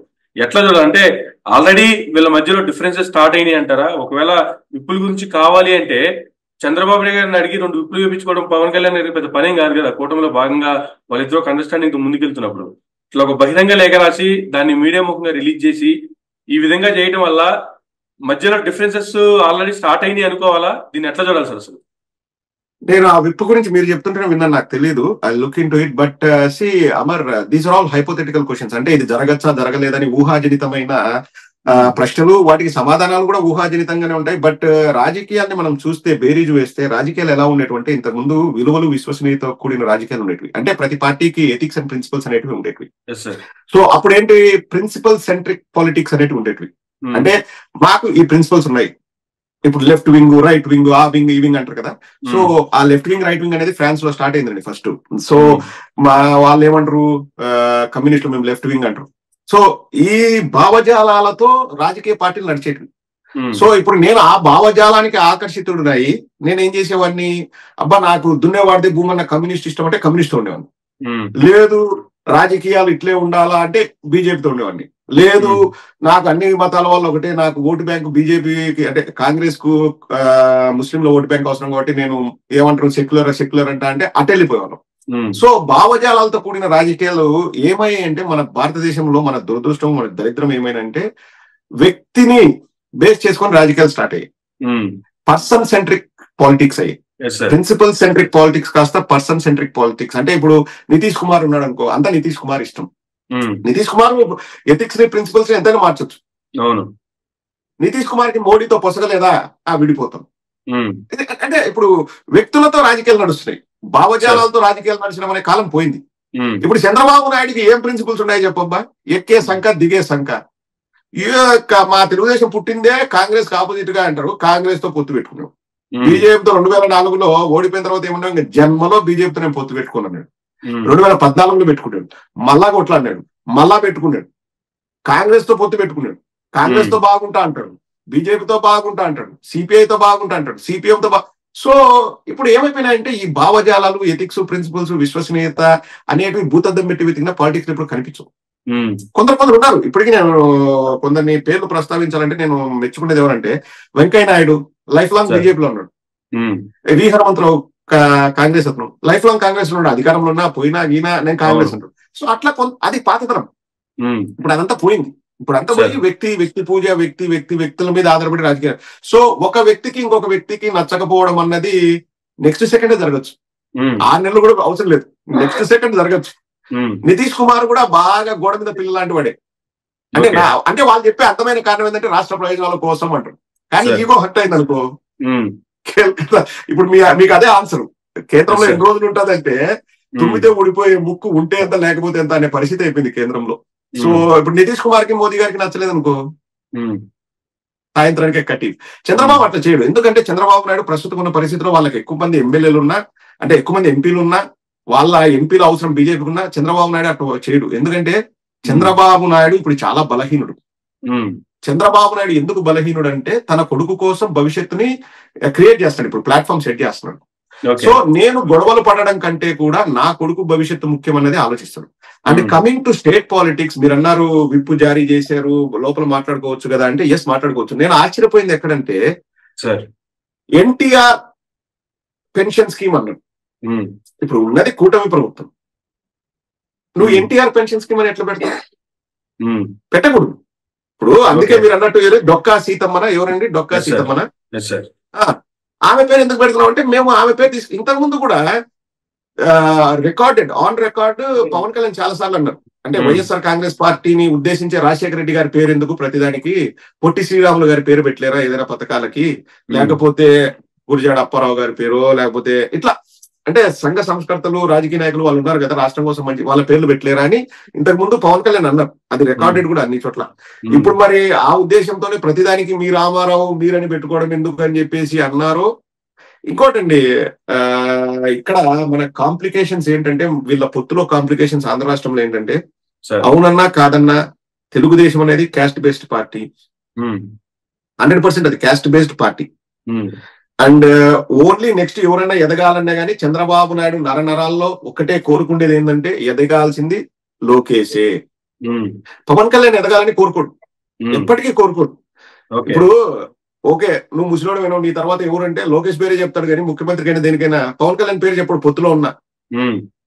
అంటే పవన్ కళ్యాణ్ కి ఈసారి ఏమైందంటే, పవన్ కళ్యాణ్ కి గంపగుత్తగా ఓటేసింది కాపులు. అంటే గత 50 ఏళ్ల చరిత్ర తీసుకుంటే కాపులకు కమ్మలకి అసలు పడదు. నేను చెప్పడం కాదు, చరిత్ర ఒకసారి చూస్తే ఇది ఉంది. ఈసారి ఏంటంటే కన్సాలిడేట్ అయ్యారు, అందరూ కలిసి ఓట్లు వేసారు, అది వేరే విషయం. కానీ అది ఎంతసేపు ఉంటుంది అనేది చెప్పడం చాలా కష్టం. ఇప్పుడు నేను చాలా చోట్ల దేవాదాయ శాఖలో కూడా, ఇప్పుడు ఒక దేవాలయానికి ట్రస్టీలో చైర్మన్ ఉంటారు కదా, అక్కడ కూడా గొడవలు పడుతున్నారు, మాకు ఇవ్వాలని వీళ్ళిద్దరూ గొడవలు పడుతున్నారు అన్నది మనం చూసాం. ఈవెన్ పెన్షన్ లో పంపిణీ చేసే చోట కూడా తెలుగుదేశం వాళ్ళు జనసేన వాళ్ళు గొడవ పడింది, లైవ్ రికార్డింగ్ కూడా వచ్చింది. ఒక అమ్మాయిని ఏదో వాళ్ళు మీదకి వచ్చి ఏదో చేస్తున్నారని జనసేన వీర మహిళ కంప్లైంట్ ఇవ్వడము. ఖచ్చితంగా మరి లైక్ వాళ్ళిద్దరం పెళ్లి చేసుకోలేదు. భార్య భర్తల మధ్యనే ఎంతో మంది విడిపోయిన వాళ్ళని మనం చూసాం. వీళ్ళేం పెళ్లి కాదు, జస్ట్ కలిసి కాపురం చేస్తారు ఇప్పుడు అంతే. వాళ్ళకేం వివాహ బంధంలో ఉండి నా భర్త చెప్పినట్టు నేను వింటా అని అనే అవసరం కూడా లేదు పవన్ కళ్యాణ్ కి. ఒక బంధంలో ఉన్నారు అంతే. ఆ బంధం ఎన్ని రోజులు ఉంటుంది అంటే, పవన్ కళ్యాణ్ కి ఎంత మంచి చేస్తూ ఉంటే అన్ని రోజులు ఉంటుంది. ఎవరు చంద్రబాబు నాయుడు పవన్ కళ్యాణ్ కానీ, పవన్ కళ్యాణ్ అడిగినట్లు ఇప్పుడు ఇద్దరు ఎమ్మెల్సీలు అయితే ఒకరు పవన్ కళ్యాణ్ వాళ్ళకి ఎమ్మెల్సీ ఇచ్చారు. ప్రతిదీ పవన్ కళ్యాణ్ ఏమడుగుతాడు, తన పార్టీ ఎదగాలని చూస్తాడు. అది చంద్రబాబు నాయుడుకి ఇష్టం ఉండదు. పవన్ కళ్యాణ్ ఎదగడం చంద్రబాబు నాయుడుకి ఇష్టం ఉండదు. సో పవన్ కళ్యాణ్ కానీ కంపల్సరీగా నా పార్టీ ఎదగాలని చూస్తాడు. చూసి ప్రతి దాంట్లో ఇప్పుడు రేపు ఏదైనా మీరు విప్పు అంటే నాకు 2 విప్పులు కావాలా, లేకపోతే 2 చిప్పులు కావాలా, లేకపోతే 2 పప్పులు కావాలని ఏ ఒకటి ప్రతి దాంట్లో కూడా అడగడం స్టార్ట్ చేస్తాడు. ఇప్పుడు ఒకటి ఎన్టీఆర్ పెన్షన్ అన్నారు, ఓకే, రేపు అట్లే 2-3 ఎన్టీఆర్ అనో, లేకపోతే చంద్రన్న బీమా, చంద్రన్న తోఫా అది అన్నారు అనుకో, ఖచ్చితంగా పవన్ కళ్యాణ్ అభిమానులు మా పవన్ అన్నకి ఏం లేదా, ఓన్లీ చంద్రన్నేనా అన్ని అని అడుగుతారు. ఇది కూటమి ప్రభుత్వం గుర్తు పెట్టుకుని మా వాళ్ళే గెలిచినారు, ఒళ్ళు దగ్గర పెట్టుకుని చేయండి అని అది ఖచ్చితంగా అడుగుతారు. అది హ్యూమన్ నేచర్ అది. సో ఈ గొడవలు ఎప్పుడు జరుగుతాయి అంటే అది చెప్పడం కష్టం, కానీ అది నెక్స్ట్ సెకండ్ అయినా జరగచ్చు, రేపైనా జరగచ్చు, నెల రోజుల తర్వాత అయినా జరగచ్చు. ఖచ్చితంగా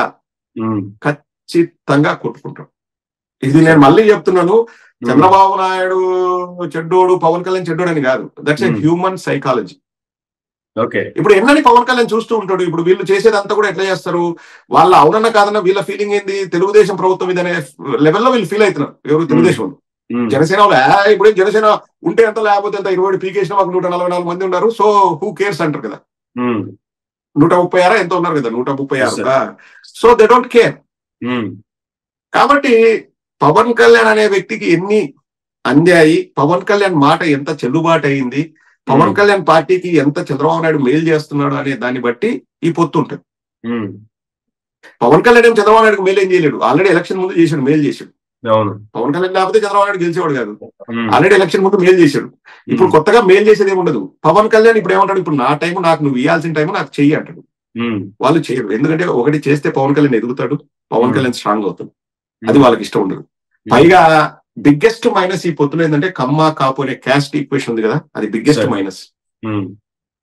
వాళ్ళు ఆల్రెడీ సర్లే చూద్దాం, సర్లే మనకు అధికారం వచ్చింది కదా కొంచెం అనే టైప్ లోనే ఉన్నారు. అది ఎప్పుడోసారి బర్స్ట్ అవుతుంది, ఆ తర్వాత జరిగే పరిణామాలు మనం చూస్తాం, ఎక్కడికి వెళ్ళాం కదా. జూలై 8వ తారీఖు చూసుకుంటే వైఎస్ఆర్ గారి 75th బర్త్ యానివర్సరీ, దీన్ని చాలా ప్రతిష్టాత్మకంగా షర్మిల గారు తీసుకుంటున్నారు. కర్ణాటకలో డిప్యూటీ సీఎం డికే శివకుమార్ గారిని పర్సనల్ గా కలిసి ఇన్వైట్ చేశారు. ఇక్కడ తెలంగాణలో రేవంత్ రెడ్డి గారిని పర్సనల్ గా కలిశారు, అలాగే బట్టి విక్రమార్క గారిని కలిశారు. ఇలా ముఖ్యమైన నేతలందరినీ కూడా విజయవాడకి ఆహ్వానిస్తున్నారు. విజయవాడలో చాలా పెద్ద ఎత్తున నిర్వహించాలి. వైఎస్ఆర్సీపీ 11 స్థానాలకు పడిపోయిన నేపథ్యంలో కాంగ్రెస్ ని బలోపేతం చేయాలనుకుంటున్నారు ఈ కార్యక్రమం ద్వారా. అందుకే ఈ కార్యక్రమాన్ని ఇంత ప్రతిష్టాత్మకంగా నిర్వహిస్తున్నారు అనేది. మరోపక్క వైసీపీ సంబంధించి చూసుకుంటేనేమో జగన్మోహన్ రెడ్డి గారు పులివెందుల పర్యటనకి వెళ్ళిపోయారు ఆల్రెడీ. రేపు ఎల్లుండి పులివెందులోనే ఆయన కార్యక్రమాన్ని అక్కడే చేసేస్తారేమో చూడాలి. ఎట్లా అంటారు అంటే వీళ్ళిద్దరి మధ్యలో ఎవరు వారసులు లేదా వారసత్వాన్ని ఎవరు తీసుకుంటారు అనేటువంటిది స్టార్ట్ అయింది అంటారు ఇక్కడ మరొకసారి, లేదా వారసత్వం ఎవరికి అనేది మరొకసారి బల నిరూపణ చేసుకోవాల్సిన అవసరం వచ్చిందంటారా? అది అవుట్ ఆఫ్ ఈక్వేషన్ అమర్, దాని గురించి ఆలోచించాల్సిన అవసరం లేదు సార్. వారి తండ్రి పైన ప్రేమ ఉంటే షర్మిలమ్మ గారు చేయొచ్చు, దాంట్లో ఎటువంటి అభ్యంతరం లేదు, ఎవరు కూడా అభ్యంతరం పెట్టరు దాన్ని. కానీ మేము నెల రోజుల నుంచి వైఎస్ఆర్ కాంగ్రెస్ పార్టీ మాది, మా పార్టీ వైఎస్ఆర్ పార్టీ, ఎంతో ఇబ్బందులు పడుతున్నాం. సరే, మా కార్యకర్తల గురించి మీరు పట్టించుకోవాల్సిన అవసరం లేదు, మీరు కాంగ్రెస్ కావచ్చు. విగ్రహాలు కూల్చినప్పుడు ఎక్కడికి వెళ్ళారు వారు? విగ్రహాలు ఎవరు పెట్టా కానీ మీ తండ్రి విగ్రహాలే కదా. ఒక్క రోజైనా ప్రశ్నించిందా చంద్రబాబు నాయుడు? ఇప్పుడు విగ్రహాలు కూల్చి చేతులు పగలగొట్టి తలకు యాసిడ్ పోసి విగ్రహాల తలలపైన యాసిడ్ పోసి అగ్గి పెట్టినప్పుడు నువ్వు మాట్లాడని కూతురు ఈ రోజు వచ్చేసి మా నాన్నకు నేను ఘన సన్మానం చేస్తా, సత్కారాలు చేస్తా, ఆ పక్క రాష్ట్రపోని ఈ పక్క రాష్ట్రపోని చేస్తా అంటే ఎవరు పట్టించుకుంటారు? మరి ఎందుకు పట్టించుకుంటారు? ఇప్పుడు ఎంతో మంది స్వచ్ఛందంగా బయటకు వచ్చి వాళ్ళ ఊర్లలో, వాడల్లో, వీధుల్లో వైఎస్ఆర్ గారి విగ్రహాలు పెట్టుకున్నారు. చాలా మంది లబ్ధి పొందులు పెట్టుకున్నారు. వైఎస్ఆర్ కాంగ్రెస్ పార్టీ అనే కాదు, అభిమానం, వైఎస్ఆర్ అంటే అభిమానం ఉన్న ప్రతి ఒక్కరు పెట్టాడు. తర్వాత వాళ్ళు పార్టీలు కూడా మారినచ్చు, తెలుగుదేశం కూడా వెళ్ళినచ్చు, ఆ విగ్రహాలు అట్లే ఉన్నాయి. ఇప్పుడు చాలా మంది వైఎస్ఆర్ అభిమానం ఉన్న వాళ్ళు తెలుగుదేశం వెళ్ళారు, వాళ్ళందరూ కూడా విగ్రహాలు పెట్టారు. వాళ్ళు కూడా ఎప్పుడు కూల్చలేదు విగ్రహాన్ని, వాళ్ళు కూడా కూల్చలేదు. ఇప్పుడు సపోజ్ నేను ఒక విగ్రహం పెట్టి నేను తెలుగుదేశం వెళ్తే నేనేం కూల్చలేదు, ఆ విగ్రహం అట్లే ఉంది. ఎందుకంటే వైఎస్ఆర్ గారి మీద అభిమానం, అది పాలిటిక్స్ కు సంబంధం లేదు. మరి సొంత కూతురు అయి ఉన్న నువ్వు ఇన్ని విగ్రహాలను దగ్ధం చేసి ఇంత చేస్తుంటే కనీసం చంద్రబాబు నాయుడు దగ్గరికి వెళ్ళి నువ్వు మాట్లాడేవా? ఒక విగ్రహం దగ్గరికి వెళ్ళి బైఠాయించావా? ఇది చేయడం తప్పు అని నువ్వు అడిగావా? పోనీ నువ్వు చంద్రబాబుతో పొత్తులో ఉంటే అడగలేదు అనుకోవచ్చు, నువ్వు చంద్రబాబు నాయుడుతో పొత్తులో లేవు కదా. మీ ఇద్దరిది ప్రధాన, అంటే కేంద్రంలో ప్రధాన అపోజిషన్ పార్టీ కాంగ్రెస్ కూటమికి, ఇక్కడ కూటమి ఉంది. నీకు ఇప్పుడే కదా ప్రశ్నిస్తే మైలేజ్ వస్తుంది కదా. ఎక్కడో మాట్లాడతారబ్బా, ఏదో మణిపూర్ లో ఘటన జరిగినప్పుడు జగన్మోహన్ రెడ్డి గారు ఎందుకు మాట్లాడలేదు, అస్సాంలో జరిగినప్పుడు జగన్మోహన్ రెడ్డి గారు ఎందుకు మాట్లాడలేదు మాట్లాడే షర్మిలమ్మ గారు సొంత తండ్రి కడప జిల్లాలో ఊదర కొట్టింది. ఒక నిమిషం మీటింగ్ చెప్తే మీ రాజన్న బిడ్డ, మీ రాజన్న బిడ్డ, మీ రాజన్న బిడ్డ, మీ రాజన్న బిడ్డ అని ఊదర కొట్టి, మాటకు ముందు ఒక రాజన్న బిడ్డ, మాటకు తర్వాత ఒక రాజన్న బిడ్డ. ఇప్పుడు ఆ రాజన్న బిడ్డ ఎక్కడ పోయిందని మేము అడుగుతున్నాం రాజన్న అభిమానులుగా. ఎన్ని విగ్రహాలు సందర్శించావు? ఎన్ని విగ్రహాల దగ్గరికి వెళ్ళి నువ్వు ధర్నా చేశావు? పోనీ ఎంతమందికి నువ్వు వార్నింగ్ ఇచ్చావు? లేకపోతే రిక్వెస్ట్లు పెట్టావు, వద్దు విగ్రహాలు కూల్చొద్దు, అవి మా తండ్రి గారివి, రాజకీయాలకు రాజన్నకు సంబంధం లేదు, రాజన్న అందరి వాడు, విగ్రహాలు కూల్చొద్దని ఎంతమందికి నువ్వు చెప్పావు? నువ్వు చెప్పింటే ఈ రోజు 8వ తేదీ వచ్చేసి నేనే వారసురాలని నేను చేస్తానంటే మేము కూడా క్లాప్స్ కొట్టేవాళ్ళం. ఇప్పుడు కూడా చేసుకోమనండి, ఎవరైనా చేయొచ్చు. రాజన్న అనే వ్యక్తి రాజకీయాల అతీతంగా ప్రజల గుండెల్లో గుడి కట్టుకున్నారు, చేయొచ్చు. నేను చేస్తాను. ఇప్పుడు మేము మా వైఎస్ఆర్ కాంగ్రెస్ పార్టీ యూకే తరఫున మేము అందరం డబ్బులు వేసుకుని నంద్యాలలో ఒక చారిటబుల్ ట్రస్ట్ ఒకటి ఉంది సార్. మా తెలిసిన ఫ్రెండ్ వాళ్ళు, వాళ్ళ ఫ్యామిలీ వాళ్ళు అందరు కలిసి ఒక చారిటబుల్ ట్రస్ట్ పెట్టి HIV AIDS పేషెంట్లను చేరదీసి వాళ్ళంతా చేస్తున్నాం. మేము అక్కడ డబ్బులు ఇచ్చి వాళ్ళకి కావాల్సిన బెడ్లు, ఒక ఫ్రిడ్జ్ కావాలి అది అని చెప్తే మేమంతా వైఎస్ఆర్ కాంగ్రెస్ పార్టీ యూకే తరఫున మేము డొనేట్ చేస్తాం. ఎల్లుండి ఆ కార్యక్రమం మేము ఫిక్స్ చేసాం. సో ప్రతి ఒక్కరు కూడా రాజశేఖర రెడ్డి గారిని గుర్తు చేసుకుంటూ వీలైనన్ని మంచి పనులు చేస్తారు. యుఎస్ఏలో ఈవెంట్లు పెడుతున్నారు, అట్లా అంటే ఎక్కడ పడితే అక్కడ రాజశేఖర రెడ్డి గారు అన్న వారు రాజకీయాలకు అతీతం. సార్. ప్రతి ఒక్క ఆంధ్ర పౌరుడు కూడా సిగ్గుపడాల్సిన పని అంటే రాజశేఖర రెడ్డి గారి విగ్రహాలను తల తీసేయడం అది. కానీ రాజన్న సొంత బిడ్డ నోరు మెదపలేదు. ఈ రోజు నేను వారసురాలంటే ఎట్లా నమ్ముతారు? ఇప్పుడు నేను రాజన్న అభిమానిని, సరే నాకు షర్మిలమ్మ అంటే గౌరవము, రాజన్న బిడ్డని నాకు ఆప్యాయత అన్ని ఉంటాయి. కానీ ఎక్కడమ్మా నువ్వు అంటే చంద్రబాబు నాయుడు నొచ్చుకుంటాడనే, చంద్రబాబు నాయుడు బాధపడతాడనే, చంద్రబాబు నాయుడు ఫీల్ అవుతాడనే నువ్వు ప్రశ్నించలేదు. 4 రోజుల నుంచి జరుగుతున్నాయి. ఈ రోజు వచ్చేసి బట్టి విక్రమార్కనో, డికే శివకుమార్నో, లేకపోతే సోనియా గాంధీని డైరెక్ట్ గా తీసుకొచ్చి నువ్వు చేసినా ఎవరు విశ్వసించరు, నీ మాటలు ఎవరు విశ్వసించరు. పైగా ఆమె కాంగ్రెస్ నాయకుల్ని తెలంగాణలో ఉన్నప్పుడు బండబూతులు తిట్టింది. మా నాయన పేరు ఎఫ్ఐఆర్ లో చేర్చారని చెప్పేసి, మా నాన్న ఇప్పుడు బతికుంటే తుప్పుకొని కూసేవాడు అని. ఇప్పుడు వచ్చేసి లేదు నేనే వారసురాలని అంటే, మరి 10 ఏళ్ళ నుంచి కష్టపడి పనిచేసి వైఎస్ఆర్ పేరుని భుజానికి ఎత్తుకొని మోసిన వాళ్ళంతా అడిగోను. సో ఇవన్నీ కూడా ఇప్పటికైనా నేను షర్మిలమ్మ గారిని మైరా టీవీ ద్వారా నేను కోరేది ఒకటి, ఒకవేళ ఈ వీడియో చూస్తే ఇప్పటికైనా మీరు చంద్రబాబు కబంధ హస్తాల నుంచి బయటికి రండి. చంద్రబాబు నీడను మీరు సేద తీరవద్దు. చంద్రబాబు ముసుగులో మీరు ఇవన్నీ చేయకండి. బయటికి రండి, దయచేసి బయటికి రండి. మీకు మీ తండ్రి గారి పైన నిజంగా ప్రేమ ఉంటే ఎక్కడైతే కూల్చారో, ఎక్కడైతే తలలు తీశారో విగ్రహాలకి, ఎక్కడైతే చేతులు పగలగొట్టారో వాటి దగ్గరికి వెళ్ళి ధర్నా చేయండి. ఒక్కొక్క గంట సేపు కూర్చోండి. మా తండ్రికి జరిగిన అవమానానికి బాధపడండి. జనాలు నమ్ముతారు. మీకు అవసరం ఉన్నప్పుడు రాజన్న బిడ్డ రాజన్న బిడ్డ రాజన్న బిడ్డ అని 4 రోజులైందండి. రాజన్న బిడ్డ ఎక్కడుంది? ఆమె సునీతమ్మ వచ్చేసి మా నాన్న అనిందంటే మే 12వ తేదీ 5 గంటలకి క్యాంపెయినింగ్ ముగిసింది కదా. అప్పుడు మళ్ళా 12వ తేదీ మే 12వ తేదీ 5 గంటల తర్వాత వివేకానంద రెడ్డి గారు పుట్టారు. మళ్ళీ ఇప్పుడు దాదాపు 2 నెలలు అడ్రస్ లేదు. వివేకానంద రెడ్డి అనే పేరు ఆమె నోటి నుంచి బయటకు వచ్చిందా? పవర్ పాయింట్ ప్రజెంటేషన్లు అవి చేసి ఇవి చేసి, అంటే మీ నాయన సాగు నువ్వు రాజకీయాలు పడుకుంటున్నావా? అంటే ఆ తర్వాత న్యాయం జరిగిందా? నేను అడిగేది ఒకటే, వాళ్ళ నాయన న్యాయం జరిగిందా? వాళ్ళ నాయన బతికి బయటకు వచ్చాడు, వాళ్ళ నాయన ఆత్మకు శాంతి కలిగిందా? కంటిన్యూటీ ఉండాలి కదా దానికి కూడా. సరే పోనీ నేను అవినాష్ రెడ్డి గారిని ఓడించడానికి వచ్చిన అనుకుందాం. అవినాష్ రెడ్డి గారు నా టార్గెట్, ఎందుకంటే నేను నమ్ముతున్న అవినాష్ రెడ్డి గారు చంపారని సునీత గారు అనుకోవచ్చు, ఎవరైనా ఏదైనా అనుకోవచ్చు. కానీ అవినాష్ రెడ్డి గారు గెలిచారు కదా 4వ తేదీ. మళ్ళా నెక్స్ట్ 2029 వరకు అతని ఓటమి కోసం నువ్వు పనిచేయాలి కదా. బయటకు వచ్చి ఊరు వాడ తిరగాలి కదా, మాట్లాడాలి కదా. మరి ఇది ఇప్పుడు అవినాష్ రెడ్డి ఓడిపోయింటే సరే నా పంతం నెగ్గింది, మా నాన్న ఆత్మ శాంతించింది, అవినాష్ రెడ్డి ఓడిపోయాడని నువ్వు అనడానికి ఆస్కారం ఉంది. కానీ అవినాష్ రెడ్డి గెలిచాడు కదా. మరి నువ్వు ఏం సాధించినట్టు? మీ నాన్న ఆత్మకు శాంతి కలిగిందా? నువ్వు ఏడా? ఇవన్నీ నేను ఎందుకు చెప్తున్నానంటే అండి, ప్రతిదీ చంద్రబాబు నాయుడు డైరెక్షన్ లో షర్మిలమ్మ గాని సునీతమ్మ గాని వీళ్ళు నడుచుకున్నారు. సపోర్ట్ అక్కడి నుంచి వచ్చింది. అది చాలా దురదృష్టకరం. ఈ రోజు వచ్చేసి మా నాన్న బర్త్డేని గ్రాండ్ గా చేస్తా అంటే, మరి గత 10 ఏళ్ల నుంచి మీ నాన్న గుర్తులేడా నీకు? మేము చేస్తున్నాం అండి. నేను ఇక్కడ కమిటీ ఫామ్ చేసినప్పటి నుంచి మేము మా టీం అంతా ఇక్కడ 2014 నుంచి ఎలక్షన్ ఓడిపోయిన ఇయర్, అంతకుముందు కూడా చేసేవాళ్ళము, ఎవరికి వాళ్ళు ఇండివిజువల్ చేసాము. అప్పుడు 2014లో మాకు కమిటీ ఫామ్ అయింది. ఇప్పటి వరకు 10 ఏళ్ల నుంచి మేము ప్రతి సంవత్సరం రాజశేఖర రెడ్డి గారి బర్త్డే మేము ఏదో ఒక రూపంలో చేస్తున్నాము. రాజశేఖర రెడ్డి గారిని గుర్తుపెట్టుకున్నాము, జగన్మోహన్ రెడ్డి గారి బర్త్డే చేస్తున్నాము, అన్ని కూడా చేస్తున్నాం. షర్మిలమ్మ గారికి కూడా ఇంతకుముందు నేను కూడా ఎన్నోసార్లు బర్త్డే విషెస్ ట్విట్టర్ లో కానీ ఫేస్బుక్ లో కానీ పెట్టాను. సో మేము చేస్తూనే ఉన్నాం. మీరు ఎక్కడికి వెళ్ళారు 10 ఏళ్ల నుంచి? తెలంగాణలో వైఎస్ఆర్ టీపీ ఉన్నప్పుడు ఆంధ్రాలో మీకు వచ్చి బర్త్డే చేయాలని గుర్తులేదా? ఆంధ్ర ప్రజలు గుర్తులేరా?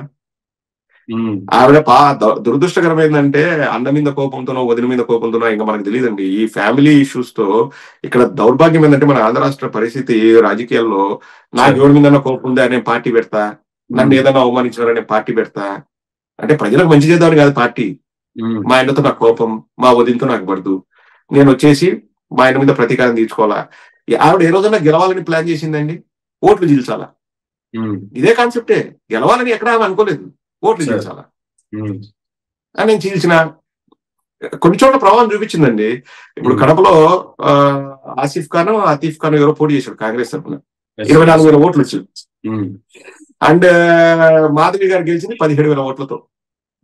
అంటే మన ముస్లిం ఓటు బ్యాంకుకు వాళ్ళు కొల్లగొట్టారు అక్కడ. అంజద్ భాషకు పడాల్సిన ఓట్లన్నీ కూడా కాంగ్రెస్ అతనికి ఉంటాయి, 24,000 ఓట్లు. కానీ మెజార్టీ 17,000. ఆ 24,000 ఓట్లలో 20,000 ఓట్లు మనకు పడినా మనం 3,000తో గెలిచేవాళ్ళం. అట్లే రాయచోట్ల ప్రభావం చూపించింది. సో కొన్ని చోట్ల ఆవిడ అనుకునేది చేయగలిగింది. అంతకు తప్పితే ఆమె గెలుస్తా అని నేను వస్తా. కాంగ్రెస్ ఒకటండి, కాంగ్రెస్ అన్నది ముగిసిన అధ్యాయం. అది ఆంధ్ర రాష్ట్రంలో ఇప్పుడు నీకు ఎప్పుడైనా కానీ ఒక పార్టీ మనుగడ సాగించాలి అంటే గ్రౌండ్ లెవెల్లో బూత్ లెవెల్లో కార్యకర్తలు అనే వాళ్ళు స్ట్రాంగ్ ఉంటే ఎక్కడైనా పార్టీ అనేది మనుగడ సాగిస్తుంది. అసలు అది లేదు. ఎవరు కార్యకర్త లేడు, ఉండరు. ఒక 1% 2% ఉంటే దానివల్ల వాళ్ళు ఏం చేయలేరు. అండ్ ఆవిడ ఈ బర్త్డే చేస్తుందేమో మళ్ళీ ఒక 6 నెలలకు కనిపిస్తుంది. ఇప్పుడు నెల రోజులైందండి. ఏమన్నా రాష్ట్ర రాజకీయాల గురించి కానీ ఏమన్నా ఇప్పుడు సరే, నువ్వు రాజన్న బిడ్డవు అయితే రాజన్న జీవితాంతం ఎవరి మీద పోరాడారు? చంద్రబాబు నాయుడు మీద. నువ్వేమన్నా అడిగినావా? అమ్మకు వందనం ఎక్కడ? 3 గ్యాస్ సిలిండర్లు ఎక్కడ? లేకపోతే ఫ్రీ బస్సు టికెట్లు ఎక్కడ? మహిళలకి 18 ఏళ్ళు దాటిన మహిళలకి 1500 రూపాయలు ఎక్కడ నెల అడిగిందే? రాజన్న అయితే ఊరుకుండేవాడా?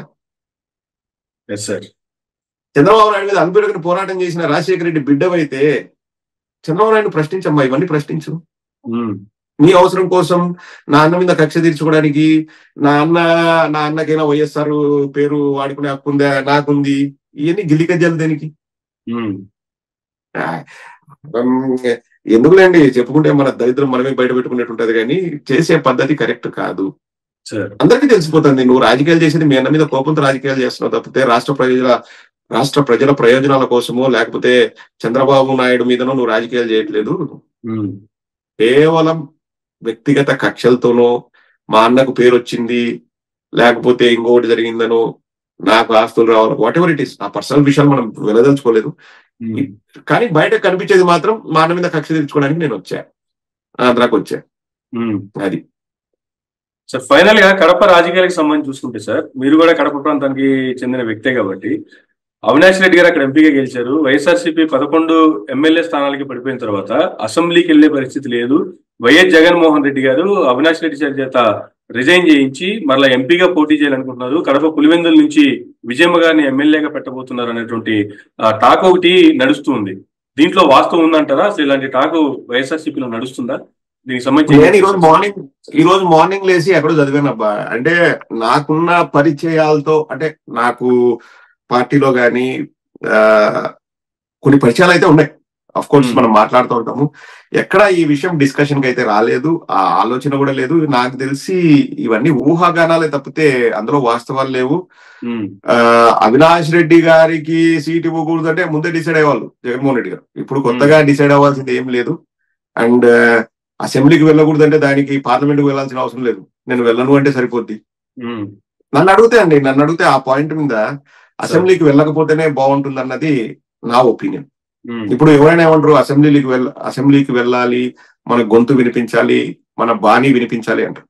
సరే, 11 మంది వినిపించారు అనుకుందాం. అంటే ఆ 11 మంది వినిపించేది ఆ 11 నియోజకవర్గాలకే సరిపోద్ది కదా. మరి మిగతా 164 నియోజకవర్గాల్లో వైఎస్ఆర్ కాంగ్రెస్ పార్టీ బాణీ వాణి ఎవరు వినిపిస్తారు అసెంబ్లీలో? లేదు కదా. సో ఇప్పుడు ఈ 11 మంది అసెంబ్లీకి వెళ్ళకపోతే నష్టం వచ్చేది 11 నియోజకవర్గాలకే కదా. అది బయట నుంచి మనం పోరాడచ్చు. ప్లస్ అసెంబ్లీకి వెళ్ళినా అక్కడ కక్ష తీర్చుకోవడానికి లేకపోతే ఇంకొక దానికే వాళ్ళు ఉపయోగిస్తారు తప్పితే మనకు మాట్లాడే అవకాశం చాలా తక్కువ ఇస్తారు. నెంబర్ ఆఫ్ అవర్స్ మనకు మాట్లాడే నెంబర్ ఆఫ్ మినిట్స్ మాట్లాడే అవకాశం చాలా తక్కువ వస్తుంది. మనకు ఇది చాలా చాలా తక్కువే తప్పితే వాళ్ళు మనకు అవకాశం ఇస్తారన్న హోప్స్ అయితే నాకు లేవు. అండ్ ప్రతి నిమిషము వాళ్ళు అవమానించడానికో లేకపోతే హేళన చేయడానికో వాడుకుంటారు తప్పితే ప్రజా సమస్యల పరిష్కారానికి చిత్తశుద్ధితో ఓకే అబ్బా జగన్మోహన్ రెడ్డి గారికి ఈ రోజు 2 గంటలు టైం ఇద్దాం లేకపోతే ఇంకొకరికి 3 గంటలు టైం ఇద్దాం అని ఆలోచించే ఆ మైండ్ సెట్ అయితే వాళ్ళకి లేదు. సో నా వ్యక్తిగత అభిప్రాయం ఏంటంటే, అవును ఎమ్మెల్యే అయింది అసెంబ్లీకి పోవడానికి కదా, పోవాలా అదేంటే మన పార్టీ వాళ్ళు, అంటే మా పార్టీ వాళ్ళు కొందరు అడగొచ్చు అసెంబ్లీకి వెళ్తే బాగుంటుంది కదా, సానుభూతి ఏది అంటారు. కానీ నా వ్యక్తిగత అభిప్రాయం అయితే వెళ్ళకపోవడమే మంచిది అన్నది నా అభిప్రాయం. Amar, thank you sir, thank you very much అండి. మీ యొక్క విలువైన విశ్లేషణ అనేక అంశాలకు సంబంధించి మా మీడియా ద్వారా మా ప్రేక్షకులందరికీ అందించినందుకు. ఇదండి డాక్టర్ ప్రదీప్ చింత గారితో ఈనాటి ఇంటర్వ్యూ. మరొక ఇంటర్వ్యూలో మళ్ళీ కలుద్దాం. చూస్తూనే ఉండండి Myra media. Thank you Amar, thank you very much. Thank you sir.